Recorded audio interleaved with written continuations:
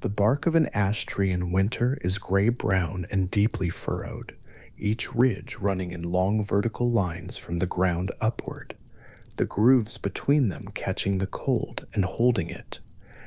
Hoarfrost has settled in those grooves overnight, dusting the ridges white, so the surface of the trunk is a pattern of pale and dark, of ice caught in wood, of cold made visible.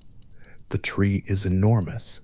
Its trunk is wider than a man's reach, wider than several men standing arm to arm, its base so thick that the bark's texture, those long ridges, those frost-filled grooves, seems less like the surface of a living thing and more like the face of a cliff or the side of something that has been standing in the same place since before the ground around it learned to freeze and thaw.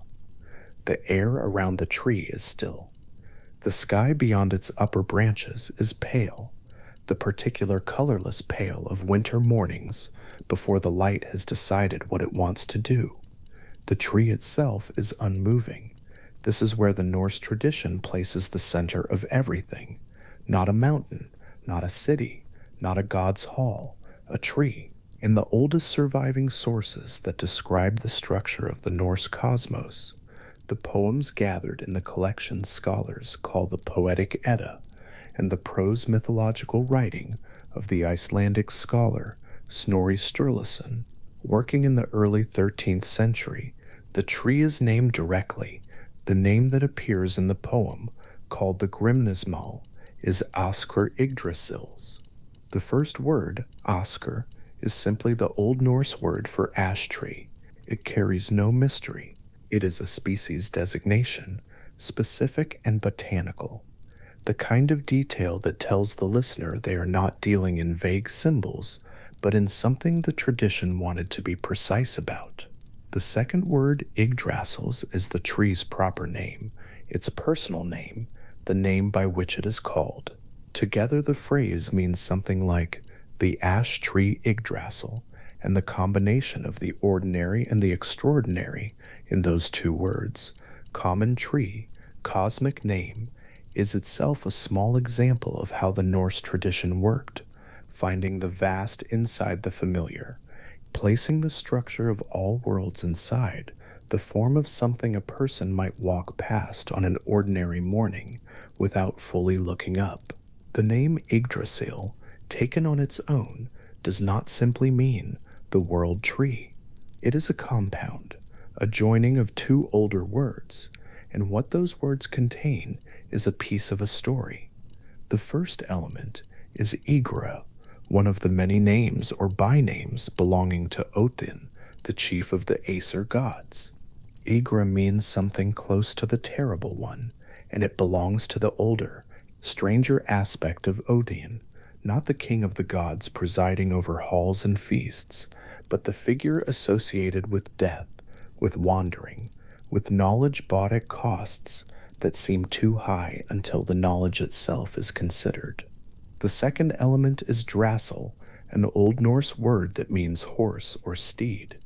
The compound, then, yields what the Norse tradition called a kenning, a compressed, elusive phrase that carries meaning sideways rather than directly, and the kenning is Odin's horse. This would be a simple enough construction if a horse were meant, but in the Norse tradition, the gallows was sometimes called the horse of the hanged, and what the kenning is pointing toward is the moment in which Odin, seeking the secret of the runes, hung himself from the great tree, hung upon it as a hanged man hangs from a gallows, suspended between the worlds for 9 days and 9 nights, wounded by a spear, given to himself as a sacrificial offering, looking downward into the dark beneath the roots until the runes came to him.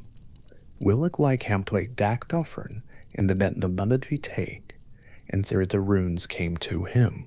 Yggdrasil is the place where Odin made his sacrifice, and the name of the tree preserves that event inside itself, quietly, in every syllable, so that anyone who speaks the name is also, without announcing it, speaking about the god who hung there and the knowledge he recovered. The name of the cosmos is also, in this way, a record of a sacrifice. It is worth sitting with that detail for a moment. The idea that the name of the entire structure of all worlds contains, folded inside it, the memory of a single act. The Grimnismal describes what the tree looks like. Its crown is white with hoarfrost, perpetually watered by dew, gleaming against whatever light surrounds it. The branches are so wide that they extend over all the worlds, not one world, not several, but all of them, and they reach above the heavens themselves. The canopy of Yggdrasil spreading beyond the highest point of the cosmos, as it was understood by the tradition that named it.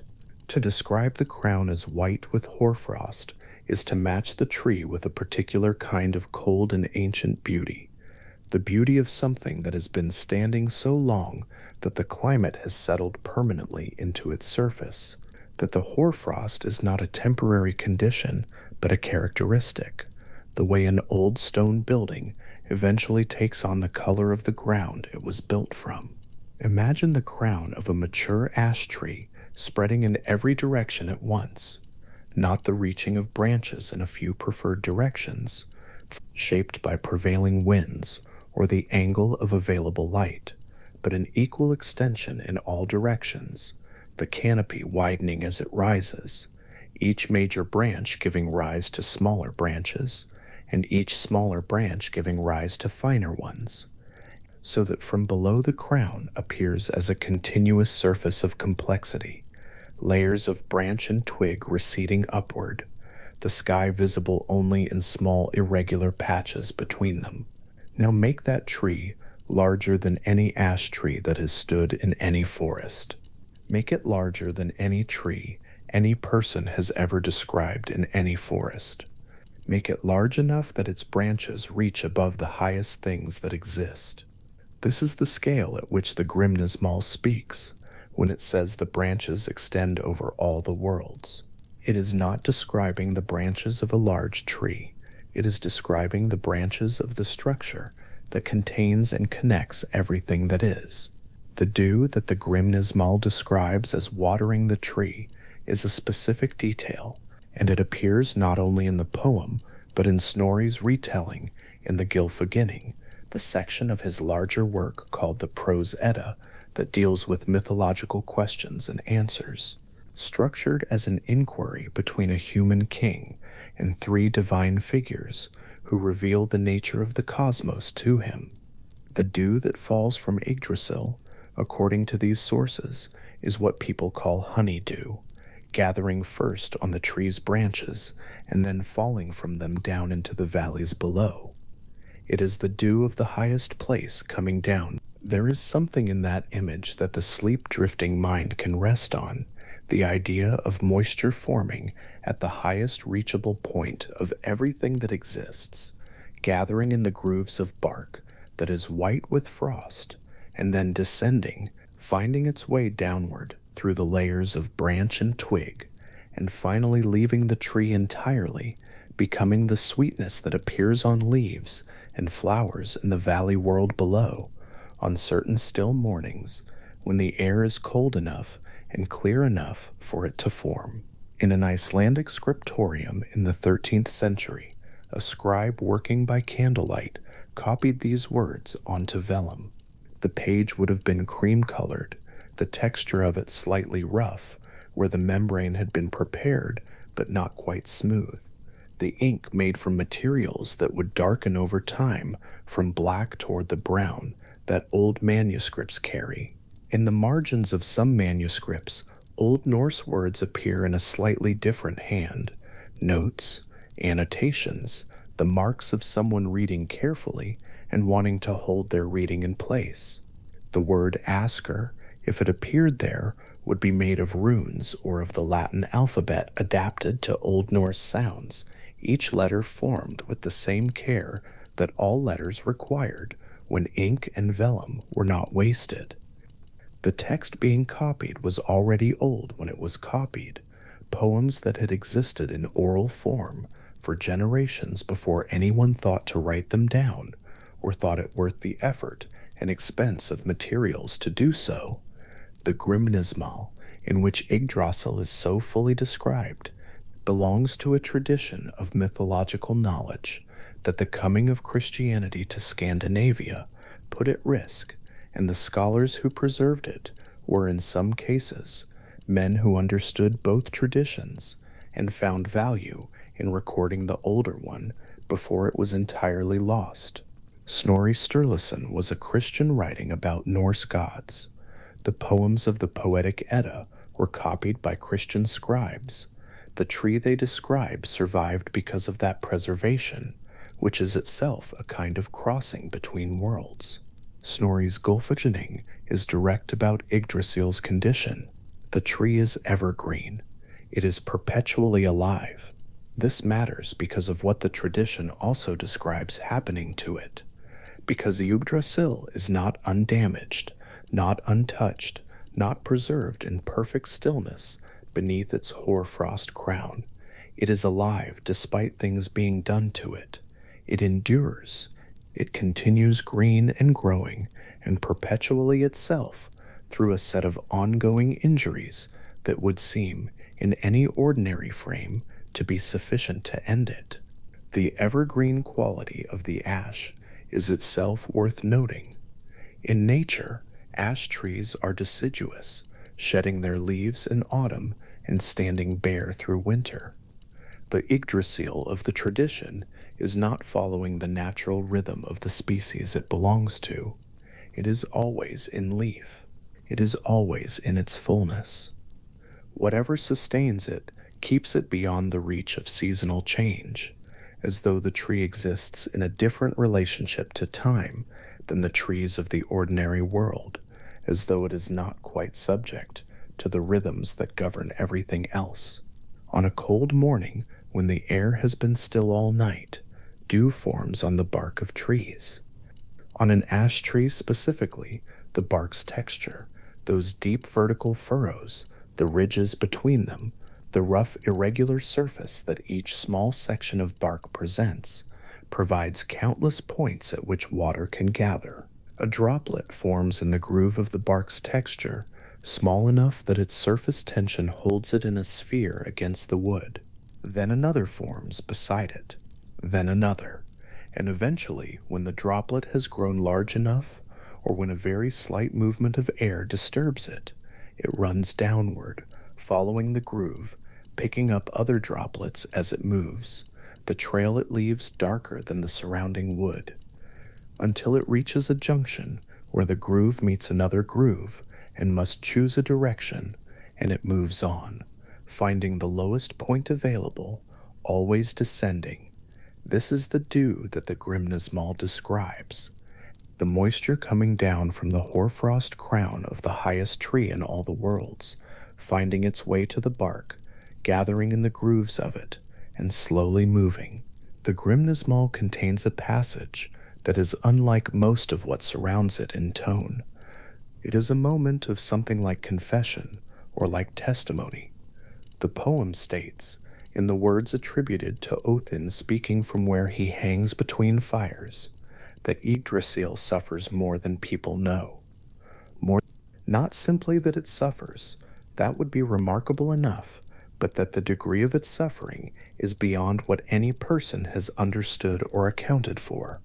The tree, which is the structure of everything, which holds the 9 worlds in its roots and branches, which has stood since before almost anything else was ordered into being, is in a condition of ongoing endurance that exceeds what is recognized.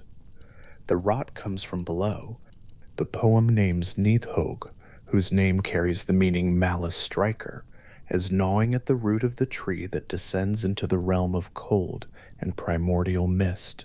Rot attacks from beneath, working through the root system, patient in the way that rot is patient, not needing to hurry because time is on its side.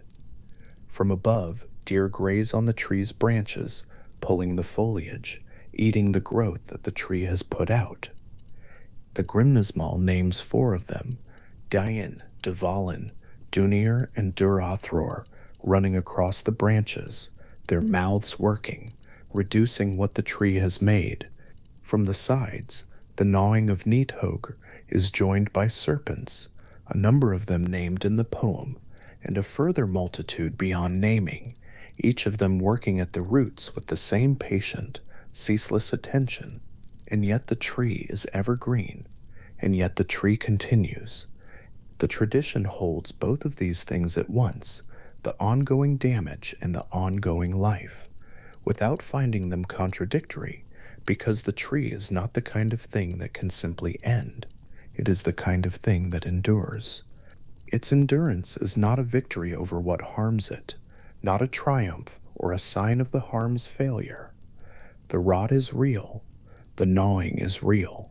Niflheim is genuinely at the root. The deer genuinely graze. The serpents genuinely work. And the tree continues to be what it is, green above, vast above, its hoarfrost crown white against the pale sky of whatever morning the cosmos is currently in. There is a specific quality to the way bark feels in cold weather. The temperature of the surface is lower than one might expect, lower than the air itself, having shed its daytime warmth through the night. Running a hand across the ridges of deeply furrowed bark in early winter, the contact is dry and slightly rough, the ridges pressing back, the wood beneath them dense and deeply indifferent to touch. An ash tree's bark furrows in a particular pattern, not the chunky blocks of an oak, not the smooth plates of a beech, but long connecting ridges that make a loose diamond pattern when seen at a distance, each diamond's boundaries made of raised wood, the hollows between them deep enough to hold a shadow, even in full light. On the trunk of Yggdrasil, as the tradition describes it, those ridges would be deep enough to walk in. The furrows between them would be valleys. The hoarfrost settled in those valleys would be a landscape. The crow of the tree, white and wide, would be a sky. A mature ash tree, seen from a field or an open hillside, produces a characteristic silhouette. The trunk rises, thickening slightly for the first several feet, before narrowing again as it divides into the first major branches.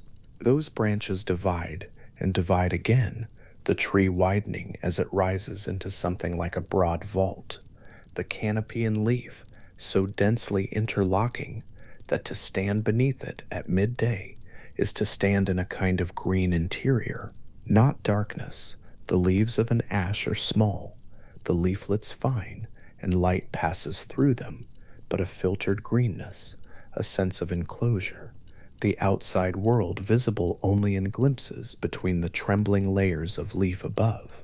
The shade thrown by a mature ash is wide, wide enough on a hot day that animals gather in it, wide enough that the circle of shade at midday contains a genuinely useful coolness, wide enough that, standing at the edge of it and looking toward the trunk at the center, the far side of the shade is not clearly visible. Now make that canopy the canopy of all worlds. Let it be wide enough that standing beneath any point of the cosmos, one is standing beneath some part of Yggdrasil. Let the branches reach above the highest point that the gods themselves inhabit, above the halls of Asgard, above the bridge of colored light that connects the realm of the gods to the realm of humanity, above the highest anything reaches, the crown still spreading, still white with hoarfrost, still gathering dew in its topmost branches and letting it fall. This is what the Grimnismal describes, and the description is not meant to be taken as metaphor for something else. The Norse tradition held that there was a tree, an ash tree, and that its branches were genuinely that wide, and that it genuinely stood at the center, and that its roots genuinely reached the wells that will eventually be described. The physical specificity is the point. Yggdrasil is not an idea about cosmic connection. It is the thing itself, present and particular, made of wood and bark and root and branch, suffering its damages and persisting in its greenness, named by a name that contains a sacrifice, standing in the cold against a pale sky. In the open landscape of Iceland, or Norway, or Denmark, the places where these stories were told and eventually written down, a single tree standing alone in flat or gently rolling ground has a specific presence. There are no other trees to diminish it, no forest to absorb it, no competing canopies to break its outline. Its silhouette is complete from every angle. Its roots, where they emerge from the ground before plunging back in, lift the soil slightly, the earth at the surface gently raised along the lines of the root's first emergence, as though the ground is being held up from below. Not a displacement of soil, more an elevation, a gentle ridge of earth following the root's path, the ground conforming to the root's movement in the way that fabric conforms to what is placed beneath it. The root goes down and out of sight, and the ground above it remembers the root's direction, holding the slight ridge long after the root is no longer visible. Yggdrasil has 3 roots, each going in a different direction, each descending toward a different part of the cosmos, each reaching a different well. The ground above those roots, in the tradition's understanding, would be marked in the same way, a long ridge of earth, a surface elevated slightly by what moves beneath it. 3 ridges, 3 directions, 3 descents. The wells those roots reach are specific places with specific qualities, and what those wells contain is different from each other in ways that matter to the structure of the cosmos. But that is the territory of the roots and what they reach, a different movement from the one that begins with bark and frost and canopy. For now, the tree stands in the cold. Its bark is gray-brown and furrowed, the ridges white with frost in the early morning, the hollows between them still in shadow. Its trunk is wider than any measure that seems useful to apply.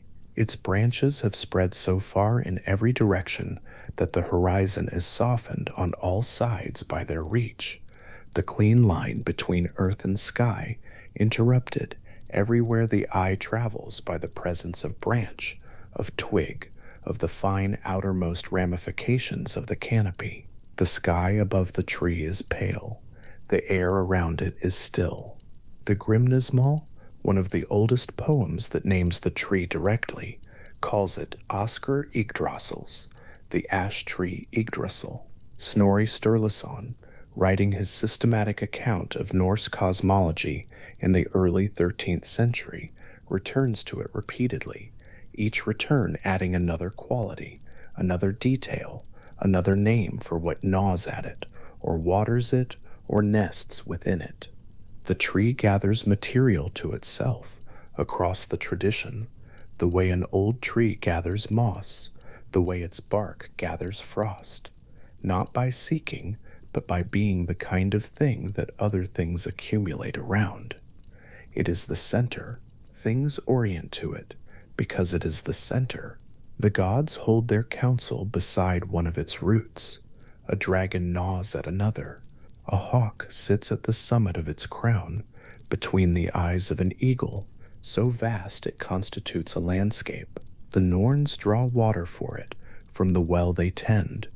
All of this is the tree, and the tree holds all of it, holds it in the way that its branches hold the worlds the tradition says are suspended within them, which is to say continuously, without visible effort, for a duration that exceeds any practical measurement. Snorri states plainly that the tree is perpetually alive, evergreen, sustained despite what is done to it. The Grimnismal states that it suffers more than people know. These two things, held together in the tradition without being reconciled, produce something that feels truer than either statement would be on its own. The tree is sustained. The tree suffers. Both of these are true at the same time, and the tradition does not ask for one to explain or cancel the other. Yggdrasil is alive in the way that very old and very large things are alive, not easily, not without cost, but continuously and without end, that the tradition has chosen to dwell on here. The rot works at the roots below. The deer graze the foliage above. Nidhogg, at the root that descends deepest, has been at its work since before most things that are now old were young. And the tree's crown is white with hoarfrost, and the dew gathers on its highest branches, and its canopy spreads above and beyond, and over all the worlds the Norse tradition knew. The bark is furrowed, the air is still, the tree is very large and very old, and the oldest sources say that it suffers more than people know. That sentence from the poem does not explain what the suffering means. It does not describe how much suffering there would be if the right measure could be found. It only says the amount is larger than has been accounted for, that the knowledge of it is limited, that the tree knows something that the tradition acknowledges has not yet been fully heard. This is where the story begins, not with a world being made, not with a god deciding, not with a conflict beginning, but with a tree standing in the cold at the center of everything, enduring what is done to it, green above and gnawed below, its full suffering not yet counted. The first root of Yggdrasil enters the ground at an angle so gradual it is almost horizontal before it curves, dropping steadily beneath the soil of Asgard, the surface of the root smooth from an age of contact with the earth, pressing close around it on every side. Where the root disappears underground, the soil is damp and dark, cold in the way that deep places are always cold, regardless of the season above them. And where it arrives, having traveled further than any measurement accounts for, having passed through layers of earth that have no names in any living language, it reaches the edge of Urtherbrunn, the well of earth, the first of three wells, the one beside which the gods themselves come daily to deliberate, to speak, and to sit in the early light beside water so still it holds the sky in it, like a mirror that has never been disturbed. The rim of the well is pale stone, worn at the edges by a very long use. The water inside it is dark, the darkness not of pollution, but of depth, the kind of dark that belongs to water so deep that the bottom is not a feature of it in any practical sense, simply a direction the water goes. From where the root arrives, the well is visible as a circle of pale stone and dark water, and on most mornings the gathered light of gods who have ridden across the bridge Bifrost from their halls to reach this place and sit beside it while the day begins. The Grimnismal holds this detail, and so does Snorri Sturluson's Gylfaginning, the daily assembly of the Aesir at Urtherbrunn, the riding across the shimmering arch of the bridge, the deliberation carried out not in any hall, but here beside this water, with the root of Yggdrasil visible nearby, and the well between them in the world. The bridge Bifrost, seen from the far side, is layered in colors, red and orange and white, the red most visible, and the white brightest at the ark's highest point, where the bridge curves against the sky before descending. The gods ride in the early light, their horses' hooves silent on the bridge's surface, in some accounts, the span wide enough for several to cross abreast without crowding. The well they are riding toward is small from this distance, a bright circle, low against the ground on the far side of the descent, the root of the great tree, visible beside it as a darker line against the paler earth. The two things, root and well, standing in relationship to each other, the way a river stands in relationship to the spring that feeds it. When they arrive, the riding stops, and what begins is something quieter. The tradition is not specific about what is said at these assemblies, not in a way that survives intact. What survives is the image, gods gathered at a well beside a root, the water still, the morning having only just become morning, the deliberation of the cosmos carried out with a calm that the setting seems to require. Urtherbrunn takes its name from earth, one of the three Norns, the figures who weave and cut the threads of fate at the base of the tree. Her name belongs to the same Proto-Germanic root as the Old English word asterisk weird. Asterisk, a word that carried into later centuries the compressed weight of the Norse understanding that fate was not merely what happened to a person, but the structure within which all things unfolded, the pattern underneath events rather than simply the events themselves. The well that carries her name is understood in the tradition as a place where fate and temporal order accumulate, where time pools as water pools. To sit beside it is, in some sense, to sit beside the force that ensures one thing follows another in a sequence that holds. The gods come here daily. The sequence holds. The second route goes differently, not down into Asgard, not toward the place of divine assembly, but outward and downward toward Jotunheim, the realm where Mimir keeps his well, in a cold and less certain direction. The route's surface, where it can be seen before it goes underground, is older looking than the first, or perhaps simply more traveled in the imagination, more worn by the weight of what it connects. Mimisbrunner, the well of Mimir, waits at the end of this route, and the water it holds is not the water of fate, but something older than fate, older than the arrangement of the worlds, older in the way that the knowledge of how things came to be is older than the things themselves. Snorri's asterisk Gylfaginning asterisk describes Mimir as drinking from the well each morning, lifting the horn, Galar horn, a great horn whose use here at Mimir's well at the quiet start of each day is different from its apocalyptic use in other accounts, and drawing the water of the well's concentrated wisdom into himself, preserving within his own body what the water carries. Mimir himself is among the stranger presences in the Norse tradition, a figure of enormous knowledge whose body did not remain intact.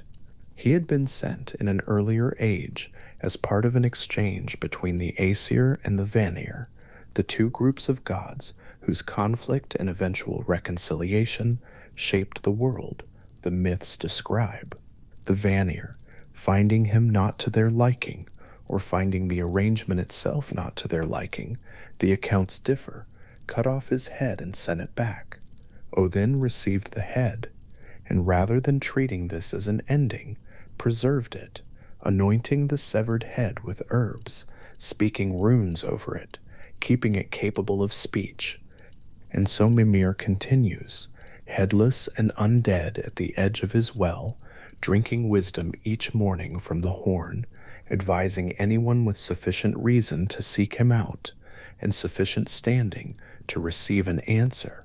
The tradition does not present this arrangement as strange in the way that the modern imagination would receive it.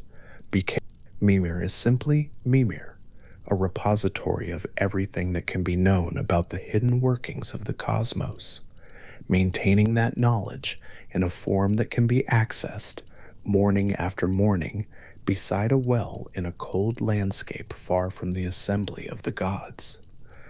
To drink from Mimisbrunner was to know what Mimir knows, or some fraction of it. The water carried wisdom the way the well at Eartharbrunn carried fate as its particular quality, the thing that accumulated there because of where the root reached, and what it touched, and what the water drew into itself from that contact over an unmeasurable time. And Odin, who wanted among all things to know, came to this well. What the asterisk Gylfaginning asterisk describes is an exchange, a payment made before the drinking was permitted. Odin asked to drink. Mimir required a price.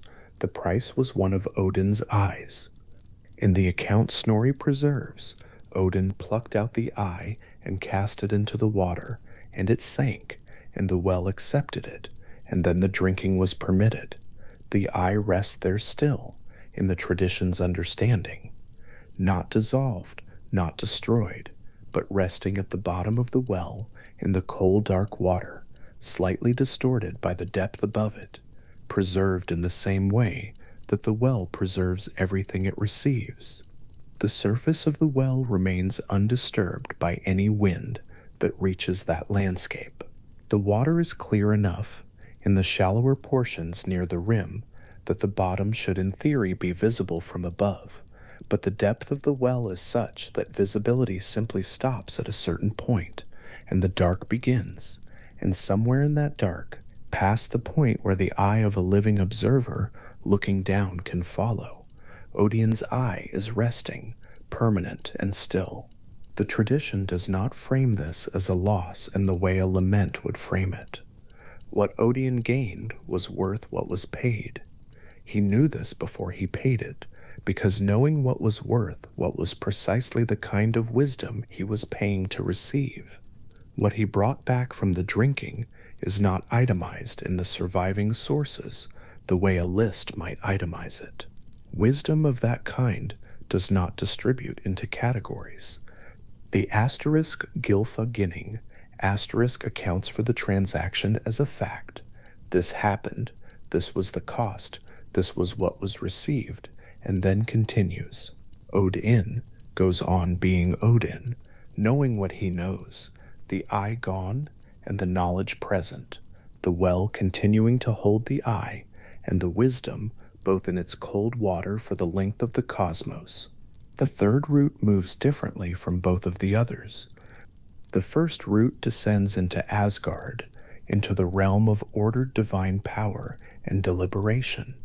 The second descends toward wisdom and its costs, toward a cold landscape and a preserved head and a horn lifted to a mouth each morning in the dark.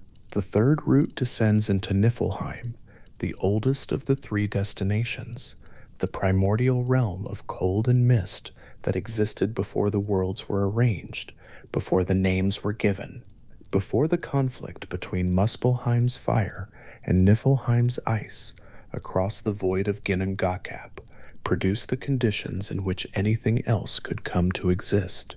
The root descends into this oldest of places, and at the end of its descent it finds Huvgelmir, the spring from which, according to the asterisk Prose Edda, asterisk, all rivers in the Norse cosmos ultimately flow.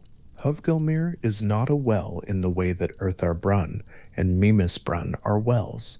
It is a spring, a source, the place from which water emerges, rather than the place into which water accumulates.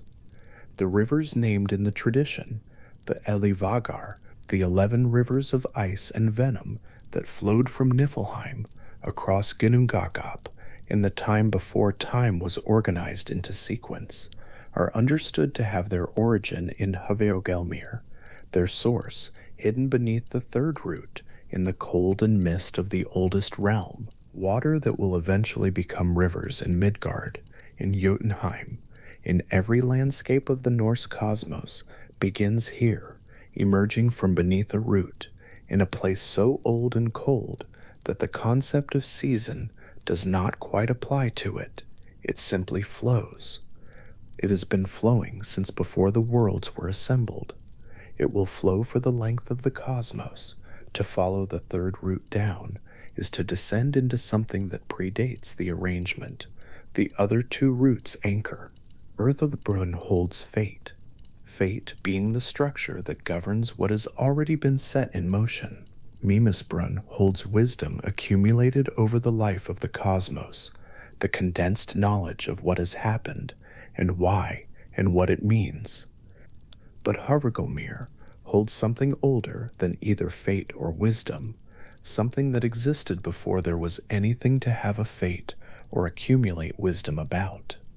The raw force of the world's origin, inside the primordial cold that met the primordial fire and produced from that collision everything that followed, that force is still present in Huvgelmir, still emerging as water, still branching outward from beneath the third root into the rivers that carry it everywhere. The Norse cosmos extends. A spring seen at this scale and in this context is a different thing from a spring in an ordinary landscape. An ordinary spring emerges from hillside or rock and runs a short distance before joining something larger. Hvergelmir emerges from beneath the root of Yggdrasil in a realm of cold and mist, and from the moment it emerges, it begins branching, multiple streams moving in different directions, each carrying the same water outward into the dark, each becoming in time rivers with names, rivers that cross borders between realms, rivers that have been running since the cosmos was first arranged and have not stopped. To stand beside Hvergelmir and watch the water emerge from beneath the root is to stand at the beginning of something that extends much further than the standing place can show. The water moves away into the dark. The dark is not empty, but full of where the water is going, and where the water is going is everywhere.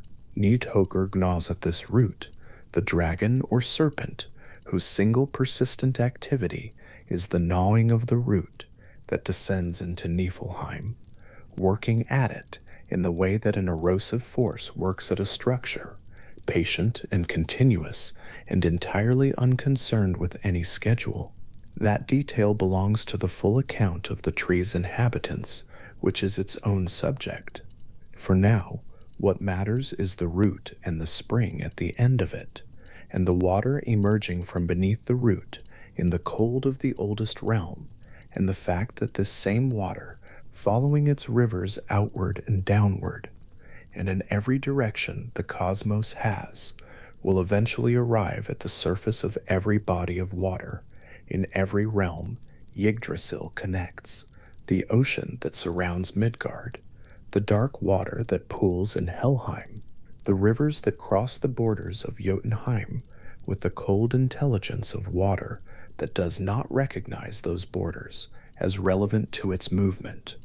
All of it began here, beneath the third root, in Niflheim, emerging from Hvergelmir in the cold and the mist before anything was named. The three roots do not simply reach three wells, they reach three different qualities of water, three different accumulations of what water can carry, and what it can mean. The water of Ertherbrunn carries fate, temporal order, the structure of sequence, the accumulated weight of how the Norns have arranged things. The water of Mimisbrunner carries wisdom, the concentrated knowledge of all ages, drawn each morning into the being of the one who tends the well, available at a price to those with the standing and the need to seek it. The water of Hvergelmir carries something older than either of those, the raw original force of the cosmos before it was ordered, the primordial energy that, having flowed outward and cooled and become rivers, underlies every other water in every realm. Three roots, three destinations, three sources. The arrangement has the quality of something that was not designed from the outside, but grew into its own necessity, each part reaching what it reaches because that is what the tree requires, in order to stand, in order to remain evergreen, in order to hold the 9 realms in connection with each other across the full span of its branches. A tree with 3 roots will stand differently from a tree with 1. The weight is distributed. The anchor goes in 3 directions simultaneously. Yggdrasil stands not because anything holds it up from above, but because it has extended itself downward in 3 different directions into 3 different kinds of ground, and each direction gives back a different quality of purchase. The gods ride to Ertherbrunner each morning, their horses crossing the arch of Bifrost, the bridge's colors reflecting in the still water of the well before the horses arrive close enough to disturb it. The riding is a daily thing. The deliberation is a daily thing. The well is there each morning when they arrive, its water holding the sky in it, the root visible at its edge, the white clay of the bank marking the water line. Nothing about the scene has changed from the day before or the day before that. The well has been there since the root reached it. The root has been there since the tree grew. The tree has been there since before the gods were arranged into the hierarchy they currently occupy. The well predates the writing. The writing is simply the most recent of the things that have happened beside this particular water, the latest daily use of a site far older than the practice. Mimir drinks from the horn at the edge of his well. The morning light, if there is morning light in that cold landscape, reaches the surface of the water and does not penetrate far. The horn is wooden, darkened with use, smooth on the outside from a very long handling. The water it draws from the well is cold and clear and carries in it everything that can be known about what the cosmos is made of and why. Mimir lifts the horn and drinks, as he has done every morning for the length of the cosmos, preserving the wisdom within his own body, keeping the water's knowledge available in a form that can be consulted, that can speak. The head tips back, the water moves into him. He sets the horn on the ledge beside the well, the rim leaving a faint ring on the stone where moisture gathers. This is the morning. The morning continues without particular ceremony after that. At Hervergelmir, there is no morning in the usual sense. The realm is cold and old, and the light that reaches it, if any does, is not the light of a sun moving across a sky, but something older and dimmer and less directional. The spring emerges from beneath the root, regardless of any light. The water moves outward in its multiple streams, each one beginning at the same source, and immediately diverging, each carrying the same primordial quality of water in a different direction, each becoming in time a river with a name in a landscape far from this one. The root above the spring is enormous, wider at its base than the span of a hall. The bark dark with moisture, the whole surface of it dense with the weight of what the root connects above and what it rests above below. The spring does not need the root to flow. The root does not need the spring to stand, but they are here together in this oldest of realms, each one existing in relation to the other, in a way that the tradition has held as simply the arrangement of things, the way the cosmos is organized from its foundations upward. What the three wells make together is something like a map of what a cosmos requires in order to function as a cosmos. It requires a structure governing fate, the sequence of events, the order in which things happen, the determination of how long each thing lasts, and when it gives way to the next. It requires accessible wisdom, the concentrated knowledge of how the structure came to be, what it means, and what hidden workings lie beneath its visible surface.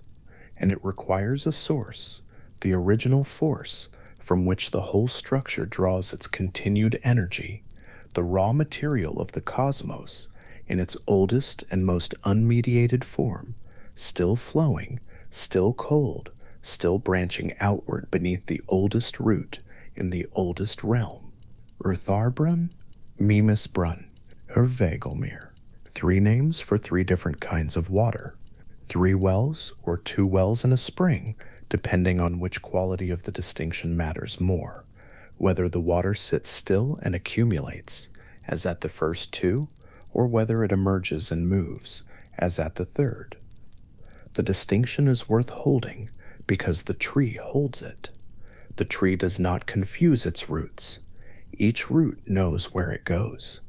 Each well receives from the root that reaches it and gives back to the root the particular quality of what it holds, fate from the first, wisdom from the second, the primordial force of origins from the third. And through those roots, through the tree's slow and patient circulation of what each well carries upward into the trunk and outward along the branches, the 9 realms remain connected, not just spatially, but structurally. They are held together not only by the tree's physical presence, but by what the tree draws from below and distributes above. The well at the boundary of Asgard is pale stone and still dark water, and the sound, on a morning when the gods arrive to deliberate, of hooves on the arch of the bridge, and then no hooves as the riding stops and the quieter business of deliberation begins. The well at the boundary of Jotunheim is older looking and colder, and tended by a being who is not quite alive in the way the gods are alive, and not quite dead in the way the dead are dead, who drinks each morning with the steadiness of a daily practice and keeps in himself what the water gives. The spring in Niflheim does not wait to be visited. It simply flows as it has always flowed, the water moving outward in the dark without needing any witness, branching into rivers that will travel the full distance of the cosmos before they arrive at any place that carries a name a living person would recognize. 3 roots, 3 sources, 3 qualities of what the tree draws from below and holds in itself and sends upward.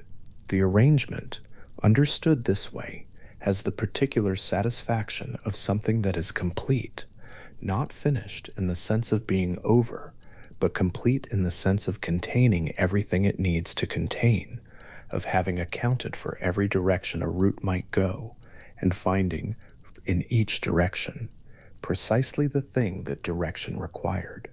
A route toward fate, a route toward wisdom, a route toward the source of all rivers, and the primordial force of the cosmos's own beginning.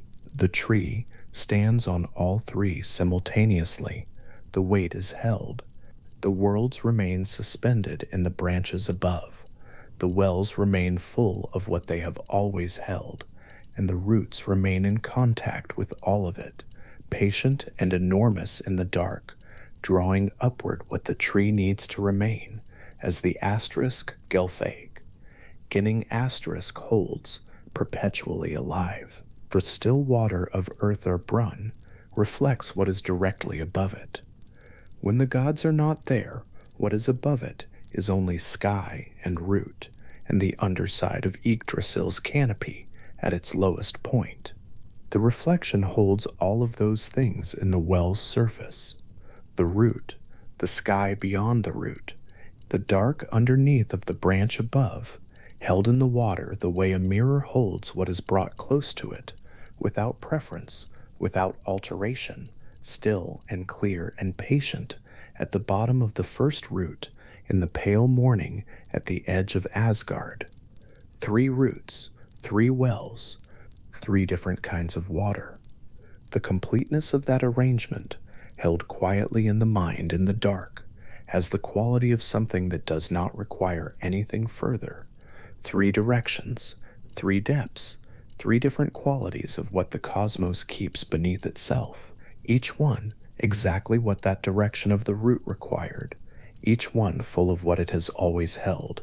Asgard, seen from the far end of Bifrost, is a collection of rooftops and firelit windows arranged above the clouds, the halls of the gods, visible as pale shapes against a sky that is always slightly brighter there than anywhere else. The bridge beneath the traveler's feet casts its own light upward, red and orange and white, layered and shifting in the way of fire seen through water, and the air at that altitude is cold and very clear. The names of the halls are recorded in the oldest sources. Valhall, its 540 doors, wide enough that 800 warriors could walk abreast through each one. Glathsheim, the bright home, where 12 thrones were set for the Aesir to deliberate, and the individual halls of the gods themselves, each one named in Snorri Sturluson's account of the Norse cosmos, each one a specific structure in a specific place rather than a vague celestial anywhere. Asgard is, in the sources that preserve it, a place with an address. The bridge Bifrost connects Asgard to Midgard, the middle world, the world of human beings, and the asterisk Prozetta. Asterisk describes it as burning, trembling, three-stranded, the work of the gods themselves, built with more skill and care than anything else they made. The gods ride across it each day to reach the well where they hold council, the bridge bending slightly under their weight, the colors of it shifting as they pass. From Midgard, looking up and outward, Bifrost appears as a rainbow, which is how the tradition accounts for the thing human beings can observe in the sky. Not a weather phenomenon in the oldest Norse understanding of it, but a structure, a road, something with a beginning and an end and a clear purpose. The detail is characteristic of how the Norse cosmos tends to work. What is visible in the world has an explanation in the structure of the worlds, and that structure is always more specific than it first appears. Midgard itself, the world at the center of the arrangement, wrapped by the world-encircling serpent Jormungandr, inhabited by humanity, was made, in the account preserved in Snorri's asterisk, Gylfaginning asterisk, from something that was not yet a world at all. Before Midgard, there was Ymir, the primordial giant, who formed in the void when the first ice and the first fire came into contact across Ginnungagap, the primal gap that preceded everything. Ymir was not a god.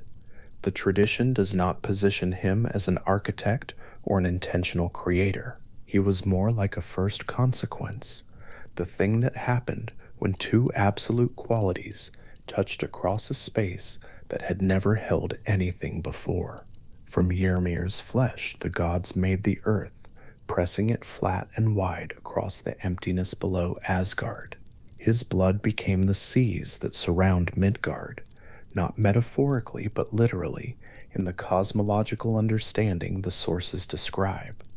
The same substance transformed into something that would contain ships and drown men. His bones became the mountains, which is why the mountains have the deep internal structure of something that was once alive, porous and dense by turns, holding the specific weight of an enormous ancient body. His skull became the vault of the sky. There is a particular quality to the image of a skull becoming a sky. The vault of the Norse heavens is not a divine creation in the way a craftsman makes something new from raw materials. It is a repurposing the inner surface of a head turned upward and stretched wide, now holding the stars and the clouds and the paths of the sun and moon. The gods placed 4 dwarves at the corners of it, the asterisk Gylfaginning asterisk records, to hold the skull sky in place. Austri, Vestri, Northri, Southri, East, West, North, South, a practical solution to the structural problem of keeping an inverted skull suspended above an entire world. And then from Ura's eyebrows, the gods made the defensive barrier that protects Midgard from the chaos beyond it, a wall of browbone curved around the middle world, separating the ordered interior of the cosmos from the outer wilds where the Jotnar, the giants, move through a landscape that the sources consistently describe as vast and difficult to traverse. The land of the Jotnar is called Jotunheimr, and its most famous location is a fortress named Utgarthur. The name means something like the outer enclosure, the court or compound that lies at the outer edges of the ordered world, beyond the regions humanity can navigate with any certainty. Jotunheimr is separated from the more familiar cosmological regions by forests so dense the canopy closes over entirely, and by the river Ifingr, described in the Eddic sources as never freezing, a river that maintains its motion through even the coldest of all winters, which in the Norse tradition are the coldest winters imaginable. A traveler moving toward Utgard through those forests would walk for a very long time in near darkness, the trees pressing close on all sides, the ground uneven, the sense of the familiar world receding with every step. The asterisk Gylfaginning asterisk preserves the story of Thor and Loki's journey to Utgard in considerable detail, one of the longest and most elaborately structured narratives in the entire work. What they found when they arrived at the fortress was a set of walls so high that Thor had to bend his neck all the way back to see the top of them, and the gates of it were shut and locked, the bars set in place from within. Thor squeezed through the bars rather than wait, which gives some sense of how he is characterized throughout these accounts, a god who proceeds by direct engagement with obstacles, who finds the space in a problem and moves through it rather than negotiating. Inside Utgarth, the ruler Utgartha Loki set Thor and his companions a series of contests, and in each one the travelers were outmatched by hidden means. The contests were not what they appeared. Their opponents were not what they seemed, and what Thor understood himself to be fighting, drinking, and lifting was not the actual thing he was fighting, drinking, and lifting. The thought was vast as any being he had ever encountered. The horn that would not drain was connected at its far end to the sea. The cat that could not be lifted was the world serpent Jormungand, disguised in a form that fit inside a hall.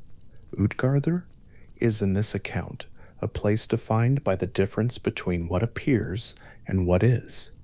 The Jotnar who inhabit it are not simply powerful in the physical sense that Thor is powerful. Their strength is associated with illusion, with the management of perception, with the arrangement of circumstances, so that the world looks like one thing while being another. The asterisk Gylfaginning asterisk is careful to present the revelation of all this as something Utgar the Loki discloses freely after the fact, when Thor and his companions have failed and are preparing to leave. The Lord of the Outer Fortress explains each deception in order, calmly and without particular malice, as though the whole arrangement had been a demonstration rather than a battle. That tone, instructive, explanatory, oddly companionable, is one of the more unusual features of the episode. South of Midgard, in the directional geography of the Norse cosmos, lies Muspelheim, a realm of fire and heat, one of the two original conditions that preceded the world. The asterisk Gylfaginning asterisk describes it as lying to the south of Ginnungagap, the primordial void, as Niflheim lay to the north of it, and what the two realms contributed to that void was the raw material of everything that came later. From Niflheim came the cold, the ice, the rivers of Rimi. From Niflheim came the heat, the sparks, the embers drifting northward through the gap, where those two things met in the middle of the void, where the warmth touched the ice and the ice began to melt. Ymrs formed, and with him the slow process of a cosmos coming into being started in a place that had previously held absolutely nothing. The guardian of Muspelheim is a giant named Surt, a figure who appears in the Völuspá as well as in Snorri's work, consistently associated with fire, and with a sword that burns with the same intensity as the sun. Surt stands at the boundary of Muspelheim, and the tradition records that he has been standing there since before the present age of the cosmos began. He is not a god. He is not an ordered being in the way the Aesir are ordered. He belongs to the category of forces that the Norse cosmological tradition consistently places at the edges of the structured world, enormously powerful, temporally persistent, and in a relationship with the present cosmos that is neither fully hostile nor fully neutral, simply different, simply older in some ways than what the gods built. Muspelheim itself is not a place that the sources describe in terms of interior geography. It is a condition more than a location, heat and brightness and fire extending outward from a southern position on the cosmological map without the kind of named halls and specific features that Asgard and even Jotunheim are given. North and below, anchored in the cold that preceded the world, lies Niflheim, the mist world, the realm of primordial cold, with the spring Hoovergelmir at its center, from which the rivers of the cosmos originate.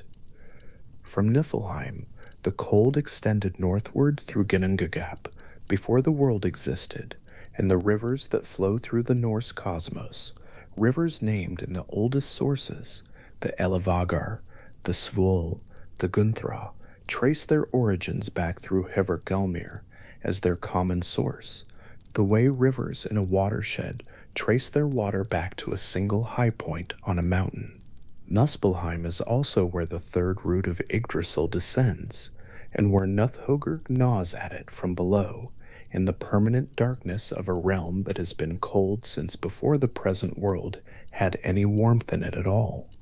Between Asgard and Niflheim, between the brightness of the gods' realm and the cold of the primordial north, the other worlds arrange themselves through and around the branches and roots of the tree, each one a specific place with documented characteristics, each one populated by beings with their own natures and their own relationships to the cosmic structure.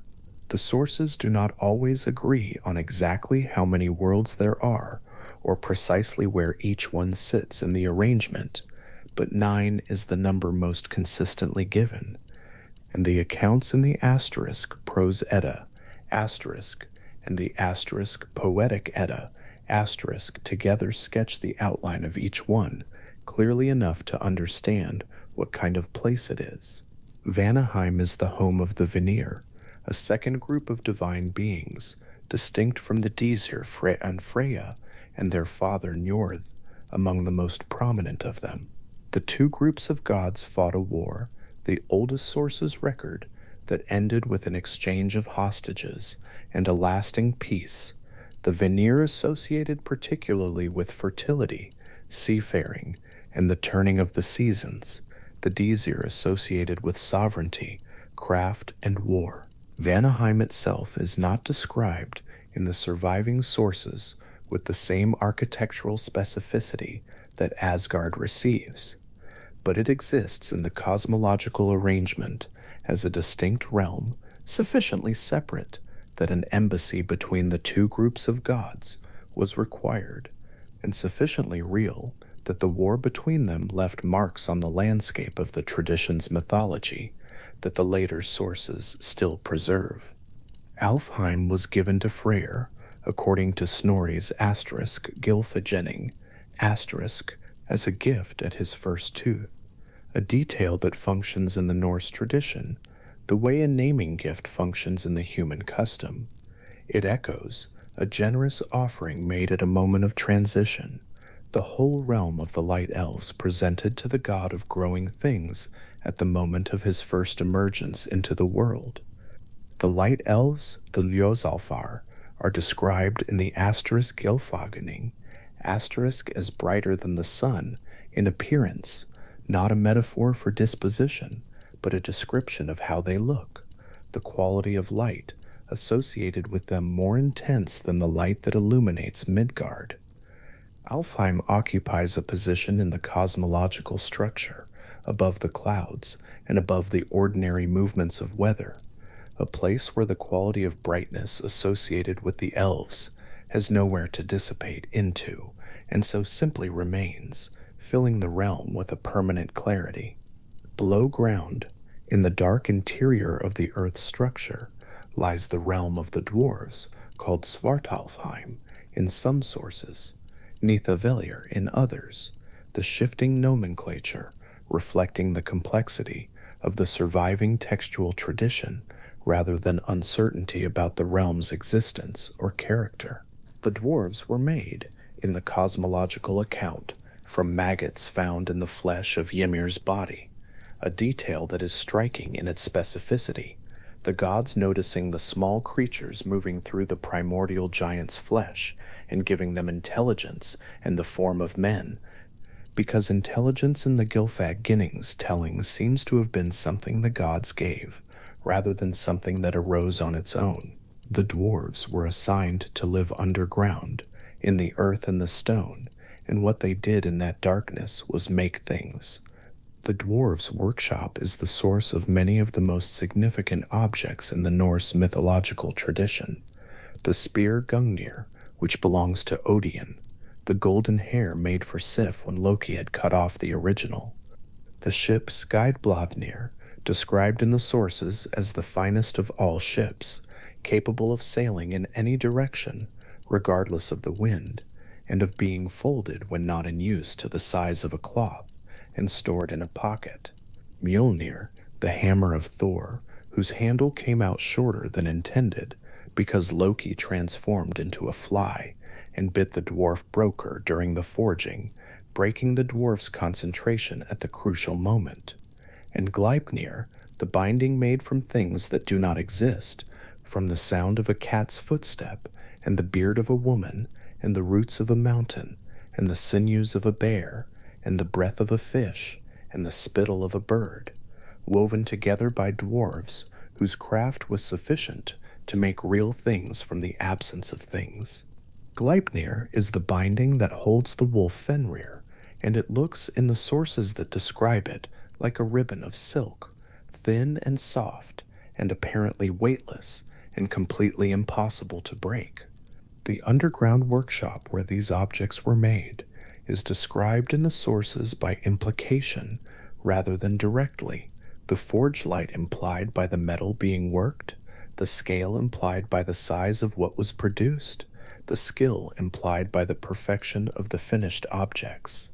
Svartalfheim, or Niflheim, is not a realm the sources map in the way. Asgard's halls are named and characterized, but the tradition is consistent in placing the dwarves underground and in associating them with stone and metal and fire and the patient application of enormous skill over very long periods of time. The Dark Elves, the Dukalfar, appear in the sources in a relationship to the dwarves that is not always clearly distinguished. Some scholars read them as identical, some as distinct categories of beings whose characteristics became conflated in the transmission of the tradition through the medieval texts. What the sources consistently hold is that these darker beings of the underground have a character opposed to the brightness of the Loshalfar associated with the underground rather than the upper air, with the specific quality of darkness that is not simply the absence of light, but the presence of something older than light, something that existed in the ground before the gods shaped the world from Ymir's body. Above and below, and woven through the structure of the tree, the 9 realms occupy their positions in the Norse cosmological arrangement with a specificity that distinguishes the tradition. These are not vague zones of divine or monstrous or human habitation, but named, described places with known characteristics and documented inhabitants, connected by the branches and roots of the tree and by the paths that the gods and other beings travel between them. Bifrost connects Asgard to Midgard, and the gods cross it daily. The paths between Midgard and Jotunheim are long and difficult, and pass through the kind of wilderness the sources consistently describe as dangerous, not because of specific named threats, but because of sheer distance and obscurity. The passage to the underground realms requires descending through the earth itself, past the level of ordinary stone and ordinary darkness, into the deeper strata where the dwarves work and the roots of the tree extend. There is one realm remaining, and it lies at the far end of a road that most beings in the Norse cosmos travel only once. Helheim, sometimes simply called Hel, is the realm presided over by the goddess, whose name the realm shares. Hel is described in the asterisk Gylfaginning, asterisk as a daughter of Loki, which positions her like her brothers Fenrir and Jörmungand, within a family whose members occupy the outermost positions of the cosmological structure, the wolf at the edge of cosmic order, the serpent encircling the world, and the goddess sitting at the boundary between the living and the dead. Snorri describes her appearance precisely. Half of her body is the color of living flesh, and half is the blue-black of a corpse, not decayed, not grotesque, simply the color of death, occupying one side of her face, and one arm, and half of her torso, as visible and as calm as a natural marking. Helheim is where the majority of the Norse dead go. This is a point worth sitting with. The warriors who die in battle and are chosen by the Valkyries go to Valhall or to Folkvang, which belongs to Freya, but in any honest accounting of the cosmos, the sources describe the chosen dead are a small portion of all the dead. The rest, those who die of illness, of age, of accidents in the forest or the cold sea, go to Hell's realm. It is not a punishment. The tradition does not frame it as a lesser destination in any morally weighted sense. It is simply where the dead go. The overwhelming majority of all the people who have ever lived in Midgard, traveling the long downward road called Helver, the road to hell, moving through the cold and the increasing darkness toward a realm that the sources describe as large and permanent, and presided over with something that feels, in the tone of the accounts, more like administration than cruelty. The realm itself is called by several names in the sources: Hell, Niflheim, the realm of the dead, and its geography includes a hall called Eljuthnir, which Snorri names and describes as Hell's residence. Its threshold is called Falandaforath, stumbling block, or danger of falling. Its bed is called Kur, sick bed. Its table is called Hung, hunger. The naming convention is darker in its associations than the named halls of Asgard, but it follows the same impulse to make the realm specific, to give it rooms and objects and names, to prevent it from being simply an abstraction. Whatever Helheim is, in the Norse tradition, it is a place with furniture. The road to Helveg passes through the realm of the living and gradually becomes something else.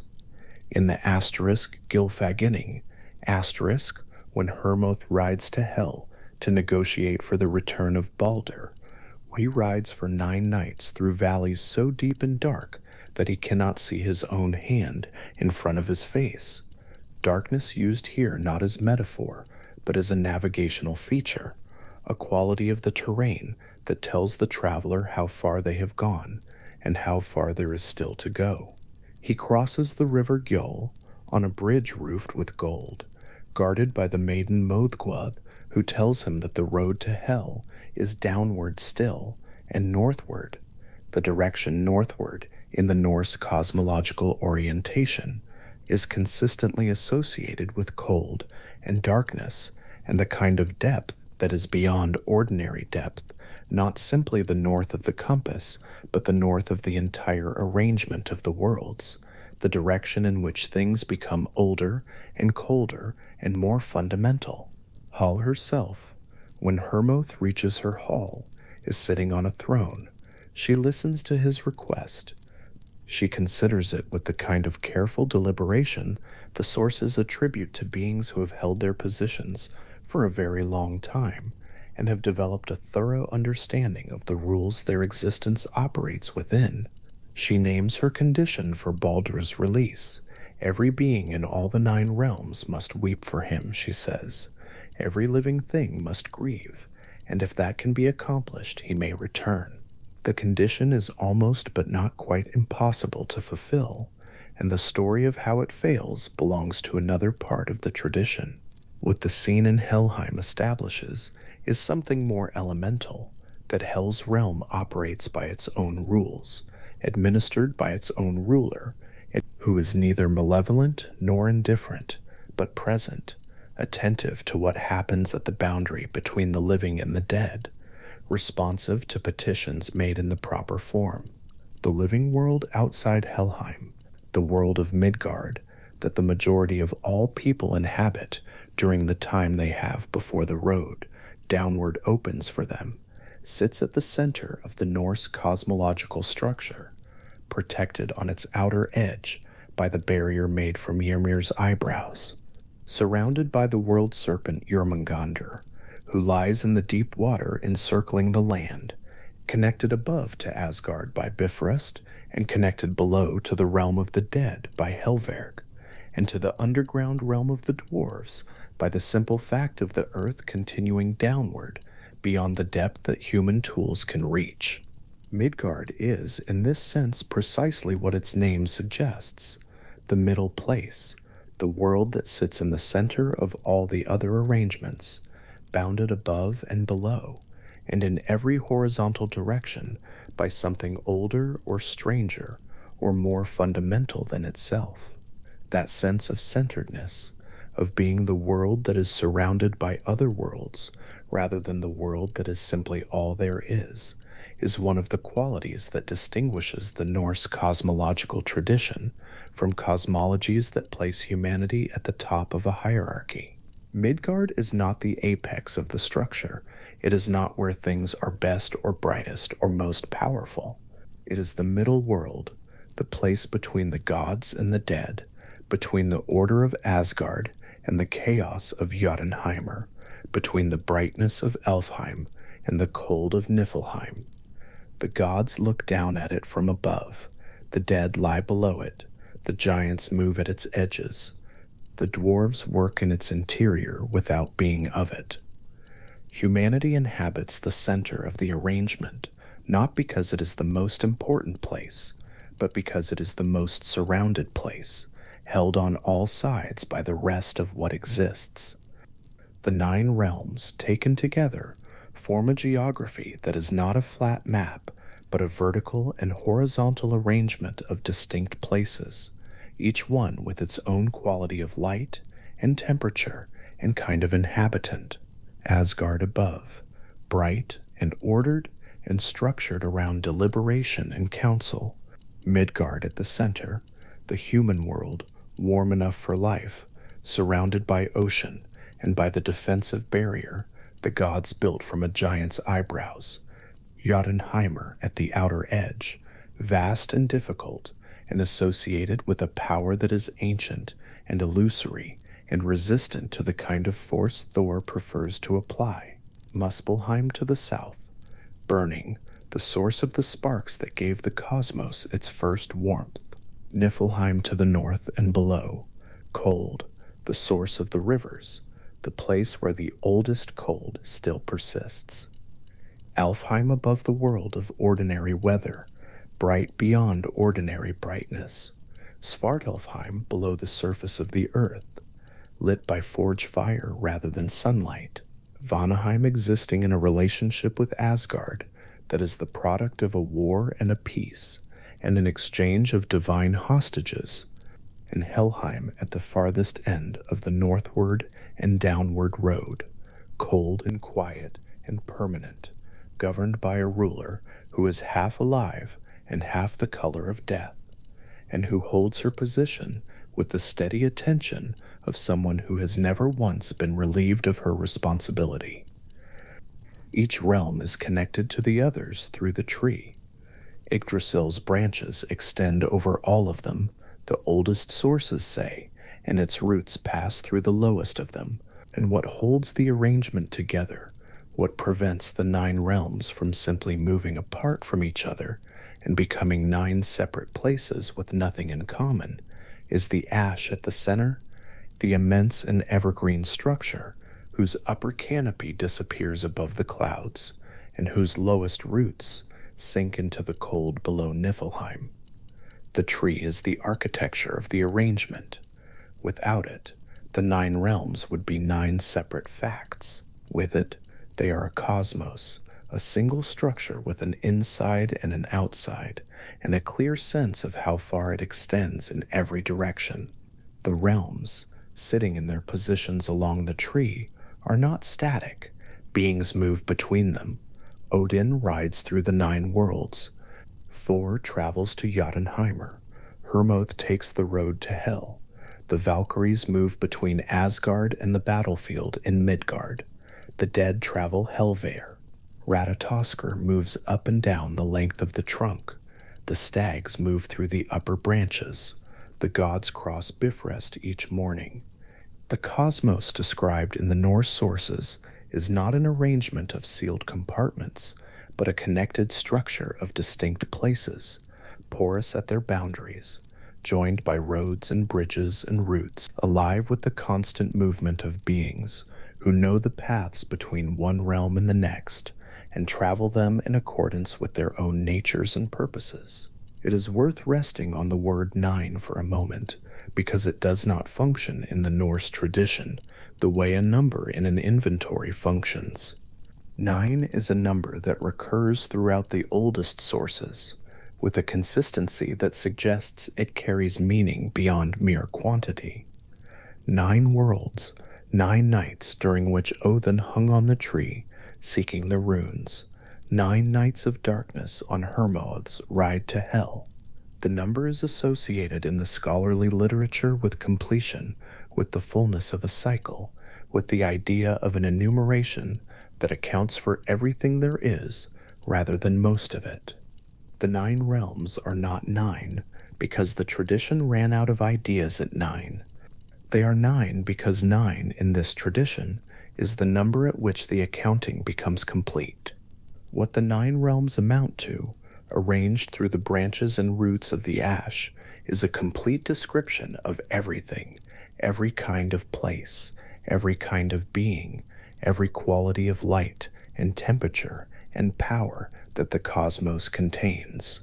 Fire in the south and cold in the north, brightness above and darkness below, gods at the top and the dead at the bottom, humanity in the middle, surrounded, the giants at the edges, enormous and ancient and associated with a power that does not resolve into the ordered forms the gods prefer. The dwarves in the interior, making extraordinary things in the dark, the elves in the upper air, too bright to look at directly, and at the end of the downward road, beneath the surface of everything, the realm of the dead, quiet and cold, and large enough for everyone who has ever died, administered by a ruler who is half the color of living flesh and half the color of what comes after. Helheim is among the 9 realms, the one that the living find most difficult to imagine, not because the tradition makes it frightening, but because it is the one that lies beyond the experience that living beings can report back from with any certainty. The others can be visited. Thor has been to Jotunheim. Hermod has been to Hel and returned, but Hermod returned without Balder, and the information he brought back is all the tradition preserves about what Helheim looks like from the inside. A large hall, a throne, a ruler who listens carefully and names conditions in return, the dead visible but not described in detail, simply present, simply there, occupying the realm where the majority of all beings eventually arrive. The tradition holds Helheim with the same steady geographic interest it brings to Muspelheim and Alfheim and Jotunheim. It is a place among places. Cold, as the northward and downward direction has always been cold in this tradition. Dark, as the underground has always been dark. Permanent, as the realms that were made from Ymir's body have always been permanent. The skull sky still holding, the bone mountains still standing, the blood seas still surrounding Midgard, the eyebrow barrier still in place. The dead in Helheim are not suffering. They are in a specific place, with a name and a ruler and a road leading to it, one realm among 9, arranged through the branches and roots of an ash tree that the oldest sources say stretches over all the worlds and reaches above the heavens. The 9 realms, each in its place, each with its particular quality, each inhabited by the beings whose nature belongs to that kind of place, all of them hanging from the same branches, all of them resting on the same roots, all of them held together by the one immense tree at the center of everything. Asgard at the top, with its fire-lit halls and its rainbow bridge, Midgard at the center, the warm and middle world, the outer darkness of Jotunheimer, the fire of Muspelheim, the cold of Niflheim, the brightness of Alfheim, the forge dark of Svartalfheim, the steady warmth of Vanaheim, and Helheim at the far end of the long downward road, cold and quiet, and presided over by a goddess who sits on her throne and administers the place where most of all the dead eventually arrive.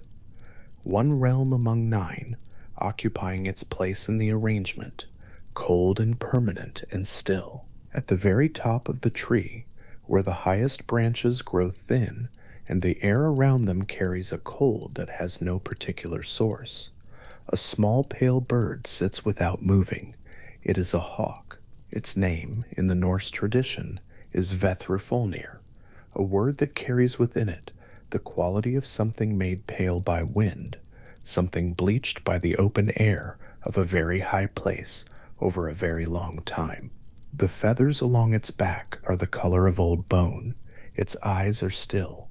It has been sitting at this height for longer than any account attempts to measure, and it shows no inclination to move, because the creature on which it sits is large enough that the hawk has no need to.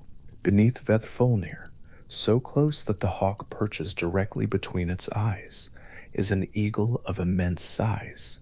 The Grimnismal describes this eagle as possessed of great knowledge, and the asterisk Gylfaginning asterisk repeats the detail, a massive knowing bird occupying the crown of Yggdrasil, as though the crown were made for it, which in a way the tradition does not fully explain. It perhaps was. The eagle's feathers, at this height, form the immediate landscape. To be near it is not to see a bird against the tree, so much as to find oneself surrounded by something vast and dark and faintly moving, the feathers shifting in a wind that seems to exist only at this altitude, this far above every realm and every creature that inhabits the realms below. The hawk does not move. The eagle below it moves only slightly. The two of them together occupy the highest point in the Norse cosmos, and from where they sit, though no account describes what they see, the full breadth of Yggdrasil's canopy spreads downward and outward in every direction, branch after branch, the network of limbs growing wider as the eye descends until the tree becomes something more like a horizon than a shape. What the tradition is careful to record is not what the eagle sees, but what it feels, or rather what it does with what it feels. Because the eagle at the crown is not merely sitting, it is in a state of ongoing relation with something far below, and that relation is maintained by a third figure, one that moves between the two with a speed and purposefulness that the narrative of the Grimnismal describes, but does not quite explain. Its name is Ratatoskra. The name has been read as meaning something close to drill tooth or swift teeth, a name built for someone whose purpose involves both sharp efficiency and constant motion. In the Grimnismal, Ratatoskrit is described as a squirrel, and a squirrel it is in the most literal sense, a small, quick, red-brown animal moving in the specific way that squirrels move, which is to say in short bursts of extraordinary speed, punctuated by brief absolute stillness, and then moving again before the stillness has quite registered.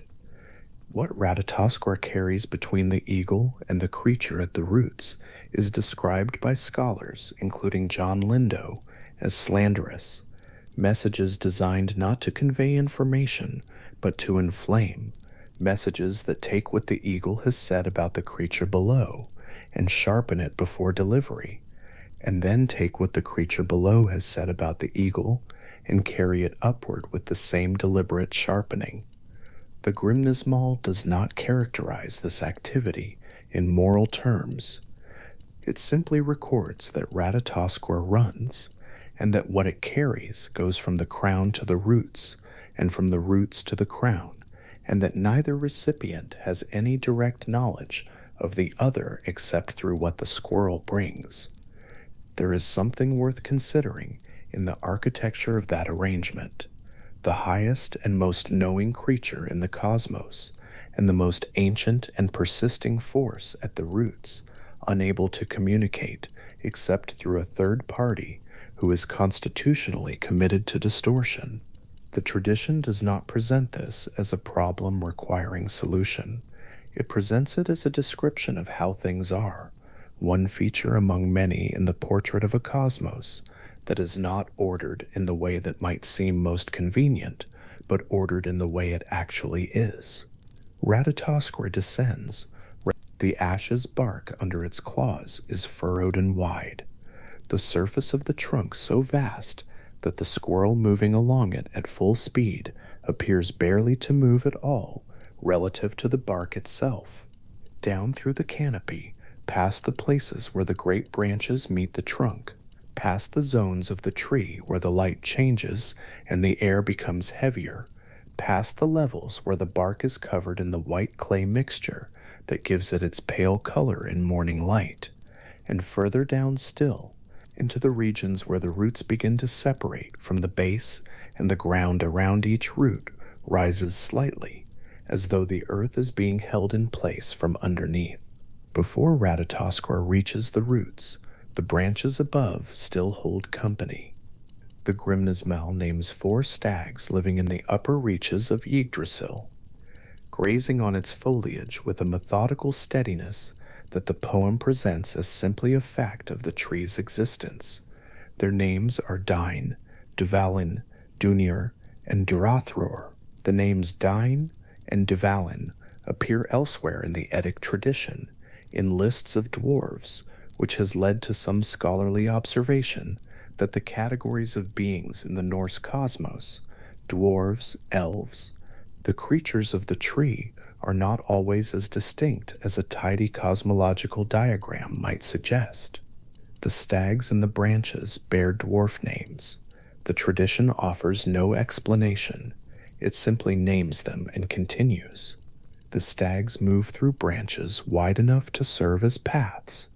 The upper limbs of Yggdrasil, as the sources describe the tree, are not merely wide, but actively traversable, flat enough in places that 4 large animals can move along them with their heads lowered to graze, their antlers sweeping the undersides of higher branches as they pass beneath. The sound of their movement, if there is a sound, is not described. What is described is the feeding itself, the systematic removal of foliage from the canopy, the leaves pulled and swallowed with the same calm and unhurried rhythm that has been the stag's occupation for longer than the counts of seasons extend.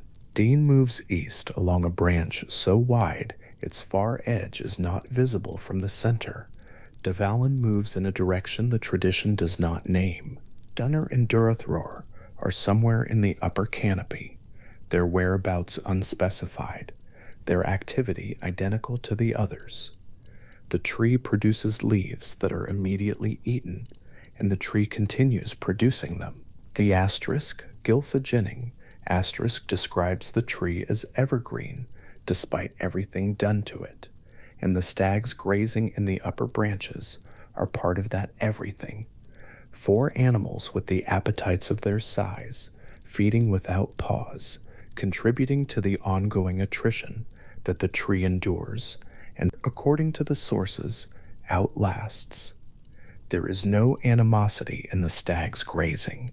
They are not destroying the tree. They are eating as all animals eat, in the place where they live, which happens to be the tree at the center of all things. The tradition treats this as neither ironic nor alarming. It is recorded alongside the more obviously dramatic details, the eagle, the serpents, the gnawing at the roots, as though these things exist in the same register of fact, which in the tradition's own accounting they do. From the branches, the descent continues. The trunk of Yggdrasil widens as one moves downward. The bark, which higher up is dusted with moisture and pale with the white clay the Norns apply in their daily tending, grows darker closer to the ground. The surface there rougher and more deeply furrowed, the grooves wide enough to hold shadow. The roots themselves, where they separate from the base and begin their descent in 3 different directions, into 3 different regions, are enormous in a way that the word enormous does not fully cover. A root the width of a hall's ceiling, a root whose upper surface could be walked along if the ground beneath it were not eventually lost in darkness and in the deep particular cold of the realm it descends toward. Along those roots, and beneath them, and in the dark space below the tree, where the furthest roots meet the furthest reaches of their respective regions, other beings make their occupation. At the root descending into Niflheim, the realm of primordial cold and mist, something has been at work for a time that the tradition does not quantify. Its name is Nidhogg, Malice Striker, in the translation that most closely renders the Old Norse, and the Grimnismal describes it as gnawing perpetually at the root of Yggdrasil that reaches into Niflheim, an activity that is both its nature and its purpose, or rather an activity that is so consistently its activity that the distinction between nature and purpose becomes difficult to maintain. Nidhogg is not described in detail in the Grimnismal. What the poem records is the gnawing, the persistence of it, the root on which it is being performed, and the fact that the gnawing continues. The asterisk gelfeg, ginning asterisk adds context without adding particulars. Nidhoggur is among the most ancient inhabitants of the cosmos's lower registers, occupying the dark place below the 3rd root, with a consistency that the narrative presents as one of the constants of Norse cosmological existence. It is not a newcomer. It is not passing through. It has been at its occupation since before the counts began, and it will be at its occupation after the counts have stopped. What that looks like from a slight distance is an enormous shape in near darkness, moving slowly along a route so large the shape's size is hard to determine at first, because the scale of the thing it moves upon provides no easy reference. The shape moves with the absorbed focus of something entirely occupied by a single task. It does not look up, it does not look outward. The root is its world, and the root is very large, and the work of moving along it while attending to its underside is enough to constitute a complete existence, or so the posture of the thing suggests. The gnawing is inaudible from the surface of the world. From Midgard, where the ground is made from what was once Ymir's flesh, and the sky is what remains of his skull, there is no transmission of the sound from below the deepest root. The tree stands over all 9 realms, and shows in its crown and in its branches no visible sign of the work being done at its base. Its leaves continue to appear. Its bark continues, in the light of day, to be white where the Norns have applied their mixture. The hoarfrost in the Grimnismal's description makes the uppermost branches pale against whatever sky surrounds them at that height. The tree looks from outside and above like something enduring, which is in the tradition's account precisely what it is. Nidhogg does not stop. This is the detail the tradition returns to, not the nature of the creature, not its aspect or its dimensions, but the persistence of its activity. The gnawing continues, the root continues, the tree continues above, and between those facts, the Grimnismal makes room for a statement that functions more like an observation than a complaint, that the tree suffers more than people know. Nidhogg is part of what people do not fully know. Its work below the world is one component of a kind of endurance that the tree practices without acknowledgement, having no mechanism for acknowledgement, being a tree. But Nidhogg is not alone at the roots. The Grimnismal names specific serpents alongside it: Goen, Moen, Grabakra, Grafulu, Ufnir, and Svafnir. Each of these names designates a specific creature, each of them occupying the root system of Yggdrasil in the same manner as Nidhogr, gnawing, persisting, attending to the same work in the same darkness. The names themselves carry different textures in their Old Norse origins, some suggesting dark colors, some suggesting movement or burrowing, some whose meanings have become difficult to recover with certainty. The tradition names them rather than describes them, which is its way of recording that they are distinct beings, deserving of distinct names, even if the details of their distinction are not what the poem chooses to preserve. Snorri Sturluson, writing the asterisk Gylfaginning, asterisk in 13th century Iceland, adds a further detail that the Grimnismal does not. The total number of serpents at the roots of Yggdrasil, Snorri writes, is so great that no tongue can count them. Not merely numerous, not merely many, beyond the capacity of language to number, which is, in the Norse tradition's understanding of scale, a specific and serious form of vastness. The named serpents in the Grimnismal are the ones whose names survived. The ones without names are simply more numerous than names can cover. What this produces as an image is something quieter than it might first appear. A view of a root section from a short distance in the near darkness below the world, the root surface crossed by many smaller shapes, moving with deliberateness and without urgency, each attending to its own portion of the work. The root itself unchanged in appearance from above. The activity dense but unhurried. The aggregate effect of all those smaller attentions adding up over vast stretches of time to the kind of ongoing damage the tree continues to sustain and continue past. The serpents do not communicate with each other, or at any rate, no account records such communication. They simply occupy the same region, each one engaged in the same fundamental activity. The way animals occupying the same territory will sometimes be found in the same area without the area producing any interaction between them beyond proximity. The roots are large enough for this to be possible. The roots descending into the cold dark of Niflheim toward the spring called Hövergulmir, from which all rivers in the Norse cosmos are said to flow, are large enough for a great many things to occupy them without crowding, each pursuing its own portion of an existence that the tradition records without judgment. Above the serpents and Nidhogg, above the root section occupied by so many creatures that no tongue can count the full number, the tree continues upward with its characteristic unhurried immensity. The branches where the four stags feed are still there. The upper canopy where the eagle sits with Vethfulnir perched between its eyes is still there, and somewhere between the crown and the roots, on its way from one to the other, or from the other back to the one, Ratatoskr is in motion.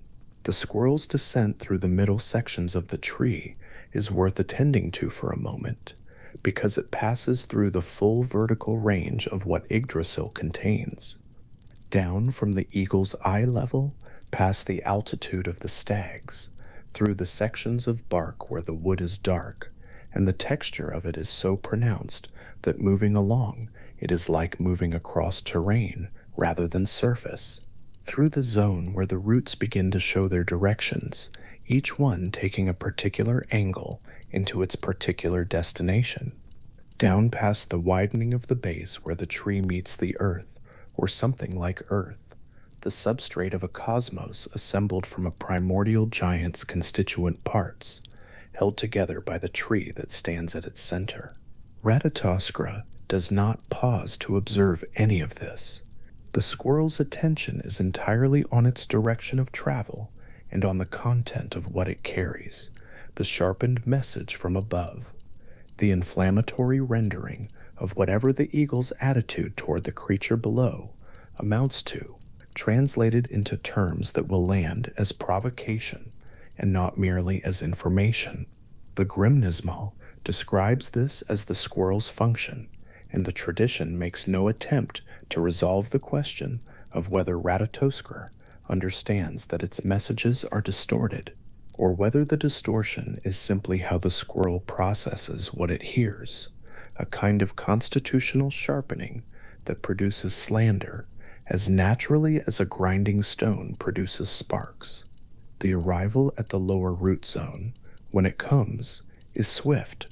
Ratatoskra delivers what it carries, and then turns and begins the return journey with whatever response Nidhogr has made, already reshaping it for the eagle's reception. The creature at the root barely notices the squirrel's departure. The serpents do not notice at all. The root receives its small messenger and releases it without ceremony, as it does every time, which is to say continuously, because Ratatoskra is always either arriving or departing, and the roots have learned, if roots can be said to learn anything, to expect the tiny weight of quick claws and the brief passage of a small animal on important business. This is the ecosystem of the tree, not a static architecture, but an active one, with beings moving through it in every direction, beings grazing on it from above, beings gnawing at it from below, a hawk and an eagle occupying its crown, a squirrel maintaining a circuit of antagonism along its full length. The Grimnismal and the asterisk Gylfaginning, asterisk together, present this not as unusual or as a cause for concern, but as the ordinary condition of the cosmos, the world tree inhabited in all its parts, used in all its parts, attended to in all its parts, and somehow persisting through all of it. The persistence is worth returning to, because it is what defines Yggdrasil in the tradition's own telling, more than any other quality.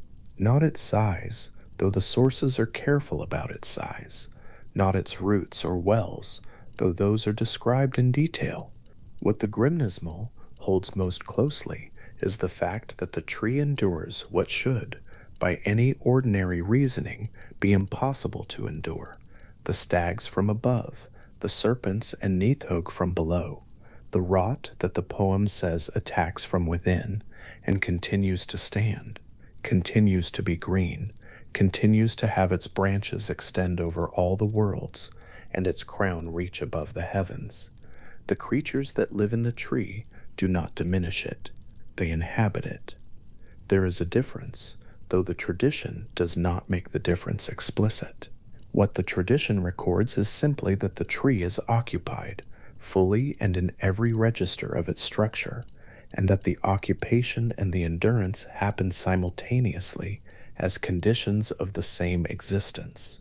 In the branches above the stags, the canopy continues its work of being a canopy, wide enough that standing beneath it at ground level produces shade enough to cover whole portions of the world below. The Grimnismal says the branches extend over all 9 realms and reach above the heavens, from where the stags are, pulling leaves with their methodical calm.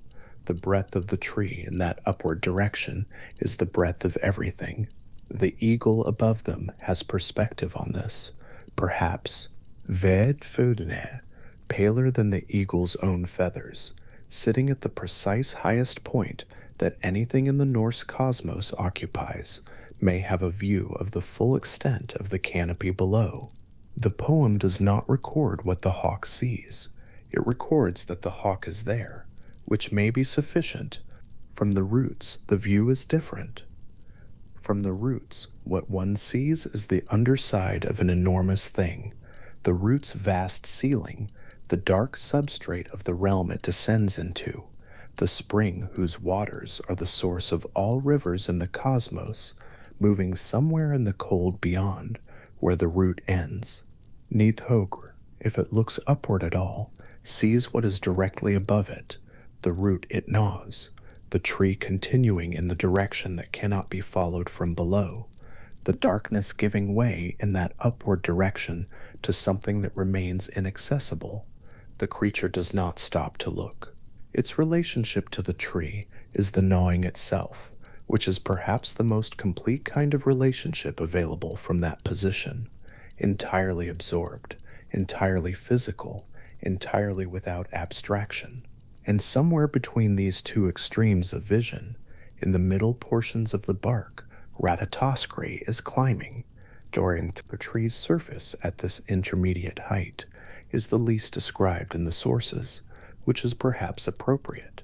The crown has the eagle, the hawk, the stags, and their particular atmospheric qualities, the cold, the thin air, the hoarfrost on the white upper branches. The roots have the serpents and Nidhogr, and the well-called Huvergomir, and the darkness of Niflheim's characteristic cold. The middle of the trunk is neither of these things. It is bark, and it is wide, and the squirrel moves across it quickly, because there is no reason to slow. What does slow, what always slows, in accounts of the tree's existence, is the quality of time that the tree seems to occupy. Not a constructed time, not a narrative time, but the kind of time that belongs to things that are very old and still present. An ash tree in the physical world lives for hundreds of years and develops over that span a particular relationship to the landscape around it. Root systems that have shaped the soil for generations, canopies that have been the ceiling of the same patch of ground through many lives of the animals who lived beneath it.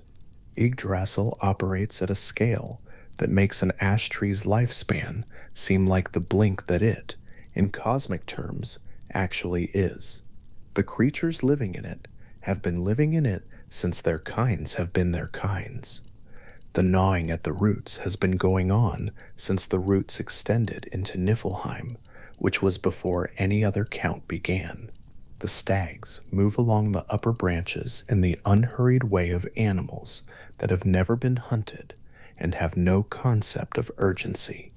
Dain, whose name appears also in lists of dwarf names, as though the boundary between categories of being in the Norse cosmos is more porous than a schematic would suggest, pulls a branch toward its mouth with the same motion it has been making since the notion of repetition became insufficient to count the repetitions. Dovlin moves further along the same branch. The branch holds, the tree holds. The leaves are there to be eaten, and they are eaten, and the tree continues to produce them. At the crown, the eagle makes some small adjustment of its position, a shift in the angle of one wing, the turn of a large head in a direction that is not described. Vethrunir remains perfectly still above it, the hawk's pallor, a small bright point at the apex of everything, visible from a great distance, if there were anything at a great distance capable of looking upward at this particular angle, and understanding what it was looking at. The Grimnismal is spare about the eagle's knowledge. It says the bird is knowing, and then continues, the degree of that knowledge, its scope and content, the relationship between sitting at the highest point in the cosmos and understanding the cosmos from that position. These are things the poem registers as existing without fully exploring. There is a satisfaction in that, of a particular kind, the acknowledgement that the knowing is there, without the claim that all of it has been catalogued. The eagle knows. Vethrunir sits between its eyes. What passes between them, if anything passes, is not recorded. What is recorded is that Ratatoskr will come again, and the slander will be delivered, and the eagle will know, or respond as though it knows, and then Ratatoskr will carry the response downward, and the cycle will continue in its way. The tree accommodates all of this. The tree accommodates all of this simultaneously, which is what it means to be the axis at the center of 9 realms, the thing that connects the highest register of existence to the lowest, and provides the path along which even a squirrel can make the journey. The serpents in the dark below the root are moving in their gradual way. Goin, and Moin, and Grabakr, and Grafoluth, and Ofnir, and Svafnir, named in the Grimnismal, with the specificity of beings the tradition wanted to ensure were not forgotten. each attending to its portion of the root's underside with a patience that has no visible end. And around them, unnamed, too many to count, too many for any tongue to number. Snorri's phrase for it, in the asterisk Gylfaginn, asterisk is simply that, the other serpents occupying the same darkness, with the same deliberate occupation. The roots are alive with it, not with noise, or not with noise that rises. What happens beneath the deepest root of the cosmos is a kind of activity that the silence of the upper worlds does not register, but alive, in the sense that the darkness there is full of motion, full of the persistent small attentions of beings who have made this cold and deep place their home, and who do not require light to pursue the single work they have been pursuing for longer than the tradition attempts to date. Above them, the tree is white in the upper branches. Dew collects along the highest boughs in the way dew collects, slowly, out of the cold air, each droplet forming in the groove of the bark's texture before growing heavy enough to move. The stags do not reach this high. The foliage here is undisturbed, except by the gathering of moisture along the bark's surface, the droplets running downward in the way that water always runs, following the bark's angle, finding the lowest path available. Vethfrulnir sits above even this, the wind-bleached hawk at the highest point in the Norse cosmos, its feathers paler than the hoarfrost on the branches below, its eyes still, and its posture the posture of something that has been still for so long, that stillness has become its primary characteristic, the way age becomes the primary characteristic of certain very old things. The eagle beneath it is vast enough to constitute a landscape. Below the eagle, below the point where the highest branches become the middle canopy, and the middle canopy gives way to the lower limbs. The tree descends through everything it is, through all its creatures, all its roots, all its wells, all its worlds, into the cold and dark and occupied depths where Nidhogg continues at its work. This is Yggdrasil inhabited, not empty, not architectural, not a diagram, a place where things live, and feed, and move, and gnaw, and carry their messages between the heights and the depths, and do not ask the tree's permission, and do not require its acknowledgement, because the tree is the structure within which their asking and requiring take place. They are part of what the tree contains. They are part of what the tree has always contained, and the tree continues above them all, its crown white and broad and faintly luminous in whatever light reaches it at the top of the Norse cosmos, its roots extending deeper than the counts go, of it is bark, dark with moisture at the base, and pale with the Norn's white clay. Higher up, the whole enormous enduring thing still standing. The number of serpents below is so great that no tongue can count them. The sources are clear on this. Not difficult to count, impossible, beyond language, beyond the capacity of enumeration to reach, and yet each one is there, each one moving, each one at its occupation in the dark below the root that reaches into Niflheim. They are not alarming in their number. They are, in their way, complete. The roots alive with a kind of attention that is so distributed, so persistent, so thoroughly beyond what any individual creature could account for, that it becomes simply a property of the roots themselves. The roots are inhabited. The roots receive attention of a very particular kind. The roots persist. At the crown, the hawk is pale and still against a sky. The tradition does not describe, except to say that the tree extends above the heavens, which means the hawk sits above heaven, above the realm of the gods, above everything the 9 worlds contain, at the only point in the Norse cosmos that is higher than everything else. From there, The world below is very wide and very populated and very much in the process of being exactly what it has always been. Ratatoskrit descends again, or ascends, or has just arrived, or is about to depart.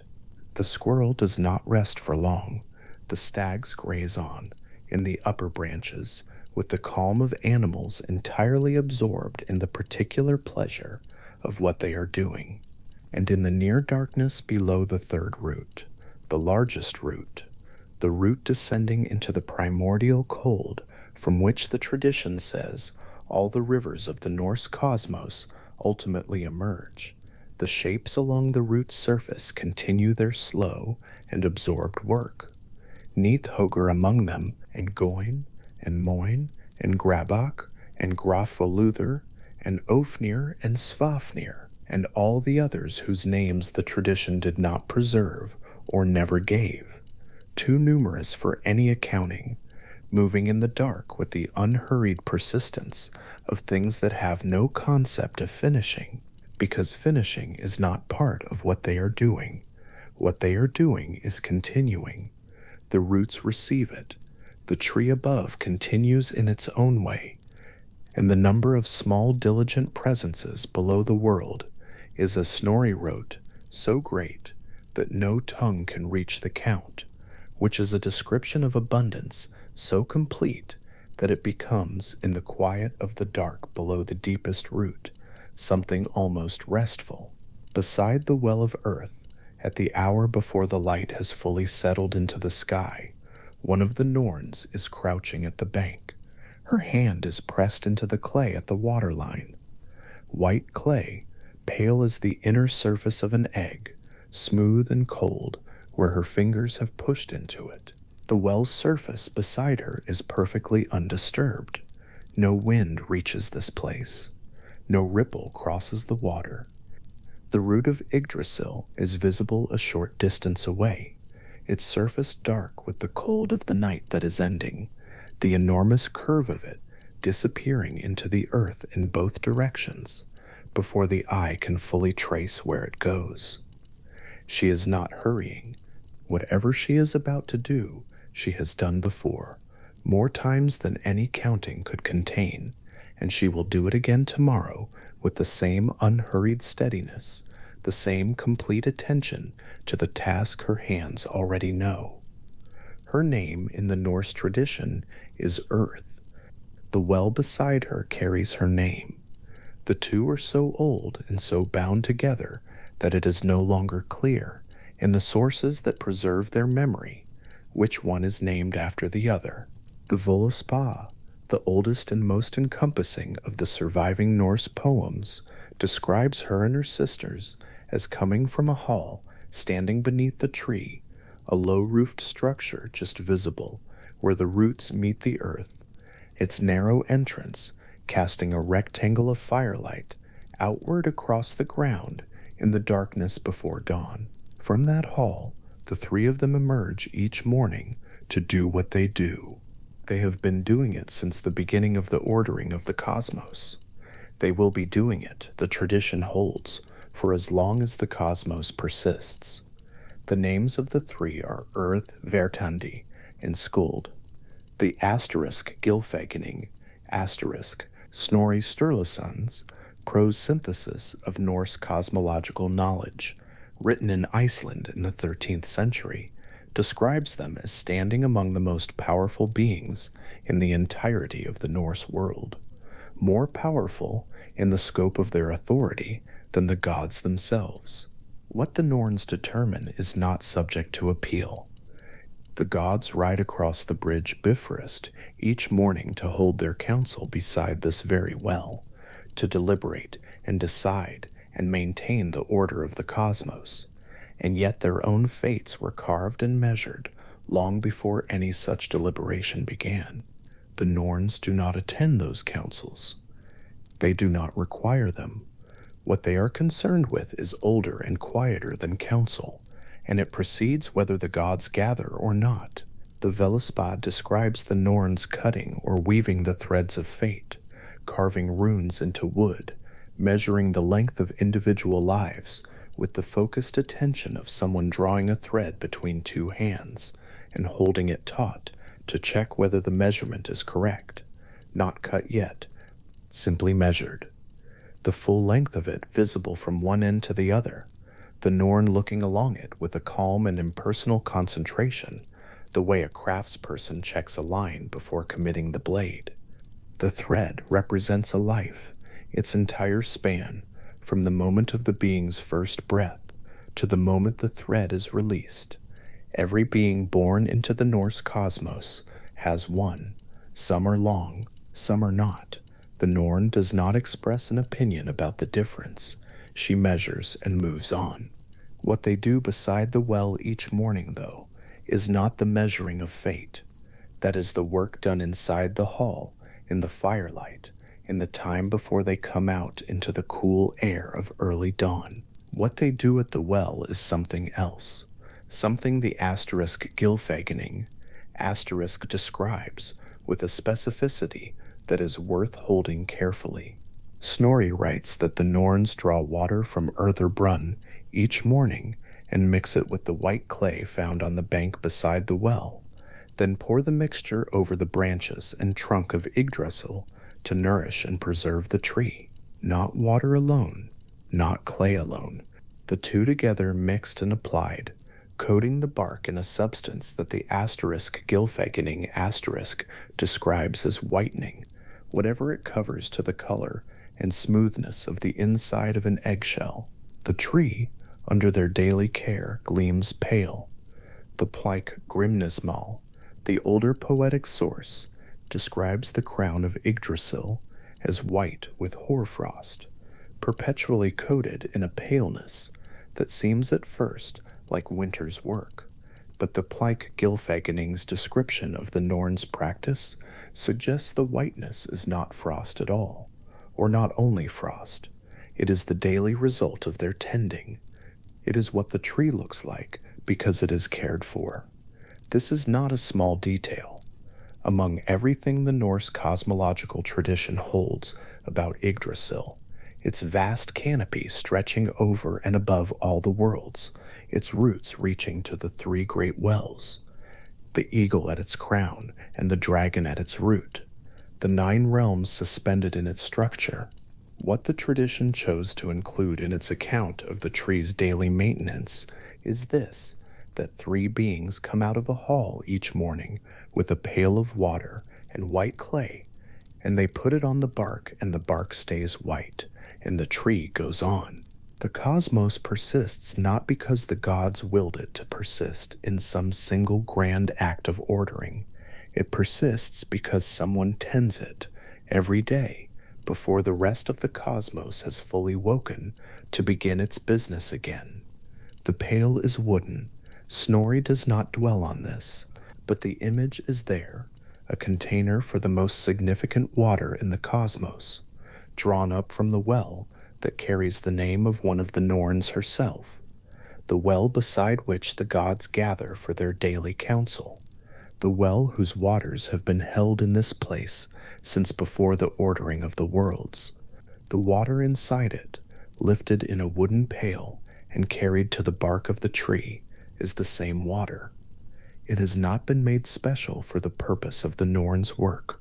What is special is the work itself, the decision, repeated daily without variation, to go to the well and draw the water and mix it with the clay and apply it, and then do it again the following morning, and the one after that, for as long as the tree stands and the cosmos requires tending. Snorri writes that the earth around Earther Brunn is so sacred that anything covered with the white clay found beside it becomes white as the inner membrane of an egg. The clay is not made. It occurs there, at the margin between the water and the ground, deposited by the well's own slow processes, forming in the place where the sacred water meets the ordinary soil of the root's edge. The Norns do not manufacture it. They collect it. They mix it with what the well provides. They carry the result to the tree and apply it, and the tree's bark takes on the color and smoothness of something new, something clean, something preserved against the endless damage that every other creature in the tree's ecosystem is simultaneously inflicting upon it from above and below, and at every level between. That damage is real, and the tradition is direct about it. In the lower reaches of the tree, in the dark beneath the great root that descends into Niflheim, a vast shape moves slowly along the root's underside, completely absorbed in the single activity it has always performed. Nidhogg, the malice striker. In the translation, the name is most often given, gnaws at the root of Yggdrasil with a patience that has been continuous since the beginning of the ordered world. The Grimnismal names the specific serpents alongside it: Goin, Moin, Grabach, Grafuluth, Ofnir, Svafnir, their movements unhurried, their purpose undivided. Snorri adds in the asterisk Gylfaginning asterisk that the total number of serpents gnawing beneath the tree is so great that no tongue could count them. The root they work upon is unchanged in outward appearance from a short distance. The activity is inaudible to any observer standing nearby. It is simply happening continuously in the dark beneath the tree's deepest point, as it has always happened. Higher up, the four stags, Dine, Dvalin, Duner, Durathror, move through the upper branches, their antlers brushing the underside of higher boughs, their mouths pulling at the foliage with a slow and methodical steadiness. The branches are wide enough, in the tradition's accounting, to walk upon. The stags have been walking upon them for longer than the tradition says anyone has thought to measure. Their feeding does not stop. It does not vary with the season. The tree, for all of this, continues.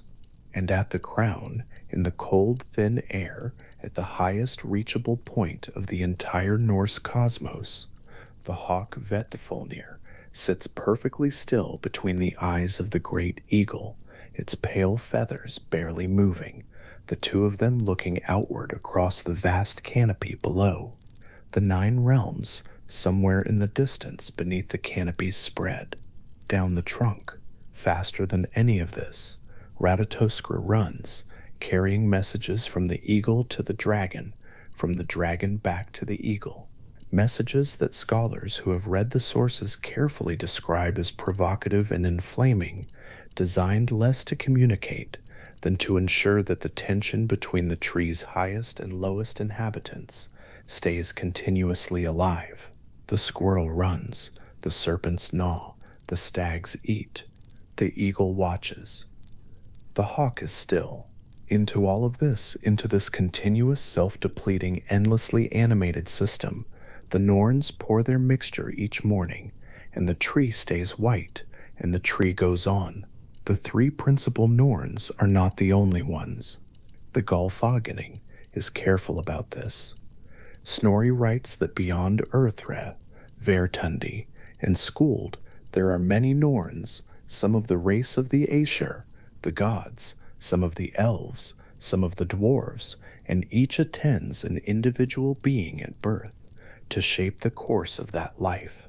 Every being born into the Norse cosmos has a Norn present at its beginning, determining what the thread of its life will carry and how long that thread will run. This is not fate as abstract principle. It is fate as an act performed by a specific being at a specific moment with specific materials, thread or wood or runes carved carefully into the surface that will carry them. The Norse tradition does not position fate as the impersonal workings of a cosmic mechanism. It positions fate as something that someone does. Someone was there when the life began. Someone made the measurement. What this means for the gods is something the tradition holds without flinching. Even Odin, the Allfather, the shaper of the world from Ymir's body, the god who hung himself on this very tree to win the knowledge of the runes, the one for whom the tree's name is the kenning Odin's horse. Even Odin has a fate determined before him. The asterisk Gylfaginning asterisk includes it plainly among the other facts of the cosmos. At Ragnarok, the great dissolution and remaking of the Norse world, Odin will fall to Fenrir. This is not speculation. It is not something the gods are working to prevent. It is what the Norns have measured. What the Voluspa describes is carved into the fabric of what will be. The same way a life thread is drawn between two hands and held for measuring, clear from one end to the other, not yet cut but already known. The tradition does not present this as tragedy. It presents it as the same kind of structural fact as the three roots of the tree or the daily work of the Norns at the bank of the well. Fates are determined. Even the fates of those who determined fates were determined by something older still. The cosmos is not a system in which the powerful are exempt from what governs the rest. It is a system in which everything eagle, serpent, stag, god, dwarf, human born into the middle world of Midgard occupies a place, and the place comes with its thread, and the thread has a length, and someone measured it once, at the beginning, when the being first arrived. What the Old Norse word for fate, asterisk weird, asterisk in its Old English form, the same root in both, carries is a sense of something that has been turned or woven, something that already has its shape even before it is fully unrolled. The modern English word weird comes from the same place, worn down and narrowed over the centuries into something stranger and smaller than what it once held. In its older form, asterisk weird, asterisk is not strange. It is the simple, vast, unhurried fact of what has been determined. It is the thread at its full length, held between two hands. It has not happened yet in the sense of being finished, but it has already happened in the sense of being fixed. Urther's name carries the same root. The well of earthy is in one sense the well of what has become earthy in Old Norse, meaning what has turned, what has been made, what is now settled into its form and cannot be unmade. To sit beside the well, in the tradition's account, is to sit beside the accumulated weight of everything that has already occurred in the cosmos, every fate unrolled, every thread already cut, every life completed and returned to the great structure. The Norns draw their water from this well. They mix it with the white clay of its bank. They carry it to the tree that holds all of the worlds, and they spread it on the bark, and the bark becomes white, and the tree goes on. Verdondi's name is the present participle of the same verb. What is becoming, what is currently turning, what is in the process of unrolling. She is the middle Norn, in the way that middle carries its meaning in the tradition, not between lesser and greater, but between what has settled and what has not yet arrived. If Urther holds what is fixed, Verthandi holds what is moving, the continuous present tense becoming of the cosmos. The fact that at any given moment, everything in the Norse world is in the process of being what it is becoming, not arrived, not finished, simply in motion. Skuld, the third, is more difficult.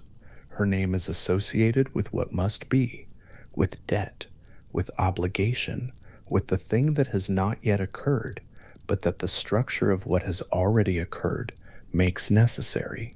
She appears in some sources not only among the Norns, but among the Valkyries, the choosers of the slain, who move across battlefields, selecting who will die and who will survive. This dual appearance is not an error in the sources. It is a feature of how the tradition thought about what Skuld represents. She is the Norn of what is owed, and what is owed by every living thing to the cosmos it was born into is eventually its death. The Valkyries carry this into the specific. The Norns hold it in its general form. Skuld, in both roles, is the one who arrives at the moment when the debt falls due. Three sisters, then, one who holds what is settled, one who holds what is becoming, one who holds what must eventually arrive. They come from the same hall, beneath the same root, beside the same well, and each morning they do the same work together: draw the water, collect the clay, apply the mixture, tend the tree. The division of their attributes does not divide their labor. What Earther holds and what Skuld carries, and what Verthandi moves through, are not three separate operations performed by three separate beings, each working on a different part of the cosmos. They are three aspects of a single continuous activity: the fact that everything that exists is simultaneously what it has been, what it currently is, and what it is moving toward. The Norns together hold this triple weight and carry it to the tree each morning in a wooden pail and pour it on the bark, and the bark stays white. The hall they come from is low, its roof close to the ground where the roots surface and turn. A small fire burns inside it. From the outside, at the angle from which the roots approach makes visibility possible, only the rectangle of light from the entrance is clearly visible, the inside itself dark, except for that single fire. The Norns work visible only as shadows moving within the warmth. The hall has no name in the surviving sources, or none that the sources saw fit to record. It is simply the hall beneath the tree beside the well. That it exists is noted once, briefly, in the Völuspá, in the passage that introduces the Norns as coming from the place where they live, to carve the fates of men. After that, the sources do not return to it. It simply remains, implied in every account of the Norns' daily work, the place they leave from and return to, the place where the fateful carving and measuring happens in the light of a small fire, before the well is visited and the tree is tended, and the day's ordering of the cosmos can properly begin.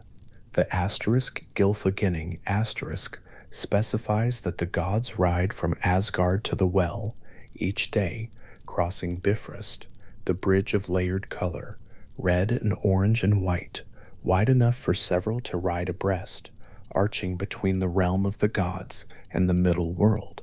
They come to hold their council at the bank of Urtherbrunn, beneath the branch of the tree that extends toward Asgard, in the place that is also sacred enough to whiten bark and preserve the oldest and largest living thing in the cosmos. This is where the daily governance of the Norse worlds happens, not in the great halls of Asgard, not in the abstract, but beside the well where the Norns have already been at work before the gods arrive. The gods deliberate at the well. The Norns' work at the well predates the deliberation and outlasts it. When the council ends and the gods ride back across the bridge, the well will remain, the roots will remain. The clay on the bark will have already dried and will be drying further, holding the tree in its continued paleness against another day of the stags feeding and the serpents gnawing and Ratatoskra running his provocative errands from one end of the tree's enormous length to the other. Odin came to this tree once for a different reason. He came to hang from it. In the tradition's account, he tied himself to a branch of Yggdrasil for 9 days and 9 nights, wounded by a spear, looking down into the dark beneath him, and from the darkness the runes rose, the carved, imbued forms of meaning and power that the Norse tradition understood as the foundational ordering structures of the cosmos. He won them by the willingness to hang. The tree did not reach out to him. It did not refuse him either. It simply held him the way it holds everything that attaches itself to its structure: the eagle, the hawk, the stags, the serpents, with a complete and impersonal accommodation. He hung there, and it held his weight, and the runes came, and when the 9 days and nights were done, he fell, and the knowledge remained. The name of the tree carries this: Yggdrasil, from asterisk Wig. Yggdrasil, a byname for Odin, meaning something close to the Terrible One, and asterisk Drasil, asterisk meaning horse or steed. The tree is Odin's horse, and the horse in this kenning is a gallows. To ride the gallows is the old euphemism for dying by hanging. The tree upon which the cosmos rests, whose roots drink from the three deepest wells in the Norse world, whose branches extend above the heavens, whose daily tending is performed by the beings who measure every fate, including the fate of the god whose name the tree carries. This tree is named, in its kenning, for the act of hanging on it, for the sacrifice made on it, for what it cost, and what it gave in return. The Norns knew. Whatever the Norns know is held in the well beside which they work, and everything that happens in the Norse cosmos passes through what they have already measured. Odin's 9 days and nights on the tree, the runes that rose to meet him, the eye he gave into the depths of Mimir's well, for the wisdom the water held. These were not outside the Norns' accounting. They were the thread at its full length, already known, already measured, held taut between two hands in the firelight of the hall beneath the root, the Norn looking along it with the focused, impersonal attention that has nothing in it of coldness and nothing in it of warmth, but simply the complete accuracy of someone who has been measuring threads for as long as there have been threads to measure. There is something in the Norse tradition structure that circles back, always to this place, to the well, the clay, the bark, the tree. Everything in the Norse cosmos of any significance seems traced back far enough to have a connection to Yggdrasil. The runes were one on it. The dead who travel to Helheim travel through a world that the tree's roots help to structure. The gods who govern gather beside one of its roots each day. The wisdom of the cosmos is held at the foot of another. The primordial rivers that flow to every corner of the Norse world spring from beneath the third. The tree is not one feature of the Norse cosmos among several. It is the structure within which all other features exist, the thing that holds the 9 realms in their relative positions, the way a framework holds whatever is built inside it, not by force, not through active effort, but simply by being what it is, and continuing to be it. And continuing to be it costs something. The Grimna's Mall holds this plainly, in a passage that is quiet in the original and quiet in every translation, and that has remained quietly present in the scholarship and the retellings and the sleep narrations for as long as people have been sitting with the Norse tradition, at hours like this one. The tree suffers, the poem says, more than people know, rot from below, deer from above, Nithhoger at its side. It endures rather than simply exists. It is not invulnerable. It is maintained. The Norns tend it every morning, and it endures.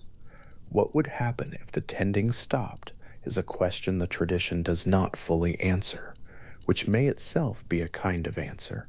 The well's water, drawn before the day has fully begun, and poured onto bark that would otherwise simply endure its damage without being nourished, is the daily practice by which the cosmos renews itself, not in some grand mythological gesture, not in the gathering of gods, or the slaying of primordial giants, or the winning of runic knowledge from 9 nights on a tree, in a wooden pail, at a bank of white clay, at the margin between the sacred water and the ordinary soil, at the place where the root disappears into the earth and the well begins to form, the water cold and still and dark in the early air before the light has settled. Earth straightens, the pail is full, the clay has been mixed into the water, and the water has turned the pale color of morning, and the mixture is ready. She lifts the pail without ceremony and carries it toward the tree, and her sisters are already at the bark, their hands open, waiting to receive what she carries and begin the day's work.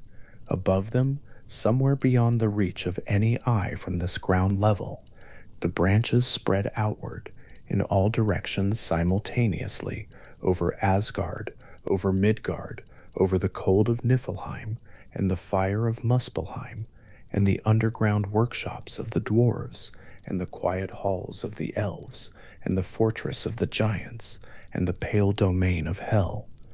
The canopy covers all of it. The shadow it casts, if the light were positioned to cast it, would contain everything that exists in the Norse cosmos. And here, at the root, three beings are smoothing white clay mixed with well water onto bark that is already pale, making it paler, making it hold what the tradition carries in all of its sources, in the Völuspá and the Grimnismal, and the prose account Snorri preserved in the 13th century from materials far older than his own time, is this image at its center, the image of a tree so large its branches extend above the heavens, and a well beside one of its roots, where the gods gather each morning, and three beings older than the gods' council, who tend the tree before anyone else arrives, who have always tended it, who will tend it tomorrow. The whiteness of the bark is the daily result of their work. It was white this morning because they came yesterday. It will be white tomorrow because they will come today. The dew gathers at the tips of the uppermost branches, the cold edges of the crown where the air is thin, and the hawk sits still, and the eagle watches, and the dew forms and falls, and forms again, and the tree goes on, tended from below, and watched from above, the 9 realms in their places along its structure, the waters of the 3 wells held in the dark beneath 3 separate roots, the cosmos continuing in its great, patient, daily maintained form. The hall beneath the root is quiet now. Its fire still burns. The Norn's work has moved outside, to the bark, to the well, to the spreading of the white clay mixture on a surface that will hold it through the day ahead. Somewhere above, far above, through the canopy, through the branches wide enough to walk upon where the stags are already moving in the early light. The gods are preparing to ride toward Bifrost, toward the bridge of layered color that arches between their realm and the middle world, toward the well that will already be tended by the time they arrive. They will sit beside it and deliberate. The tree will stand above them, its bark pale and slightly damp from the morning's application, its crown catching the first of whatever light reaches this high. And the dew will continue to form at the uppermost edges, where the tree meets whatever is above the tree, the place beyond the place, the height that no source fully names, because the tree reaches above the heavens, and the heavens are already the top of what can be described. The dew forms there, in the cold and the stillness of the highest point of the Norse cosmos, and it falls slowly through the branches and the stags and the running squirrel and the vast canopy, falling through 9 realms worth of structure, and where it lands, it carries what the crown carries, the cold, the white, the memory of having been at the very top of the only tree that holds everything. Yggdrasil stands,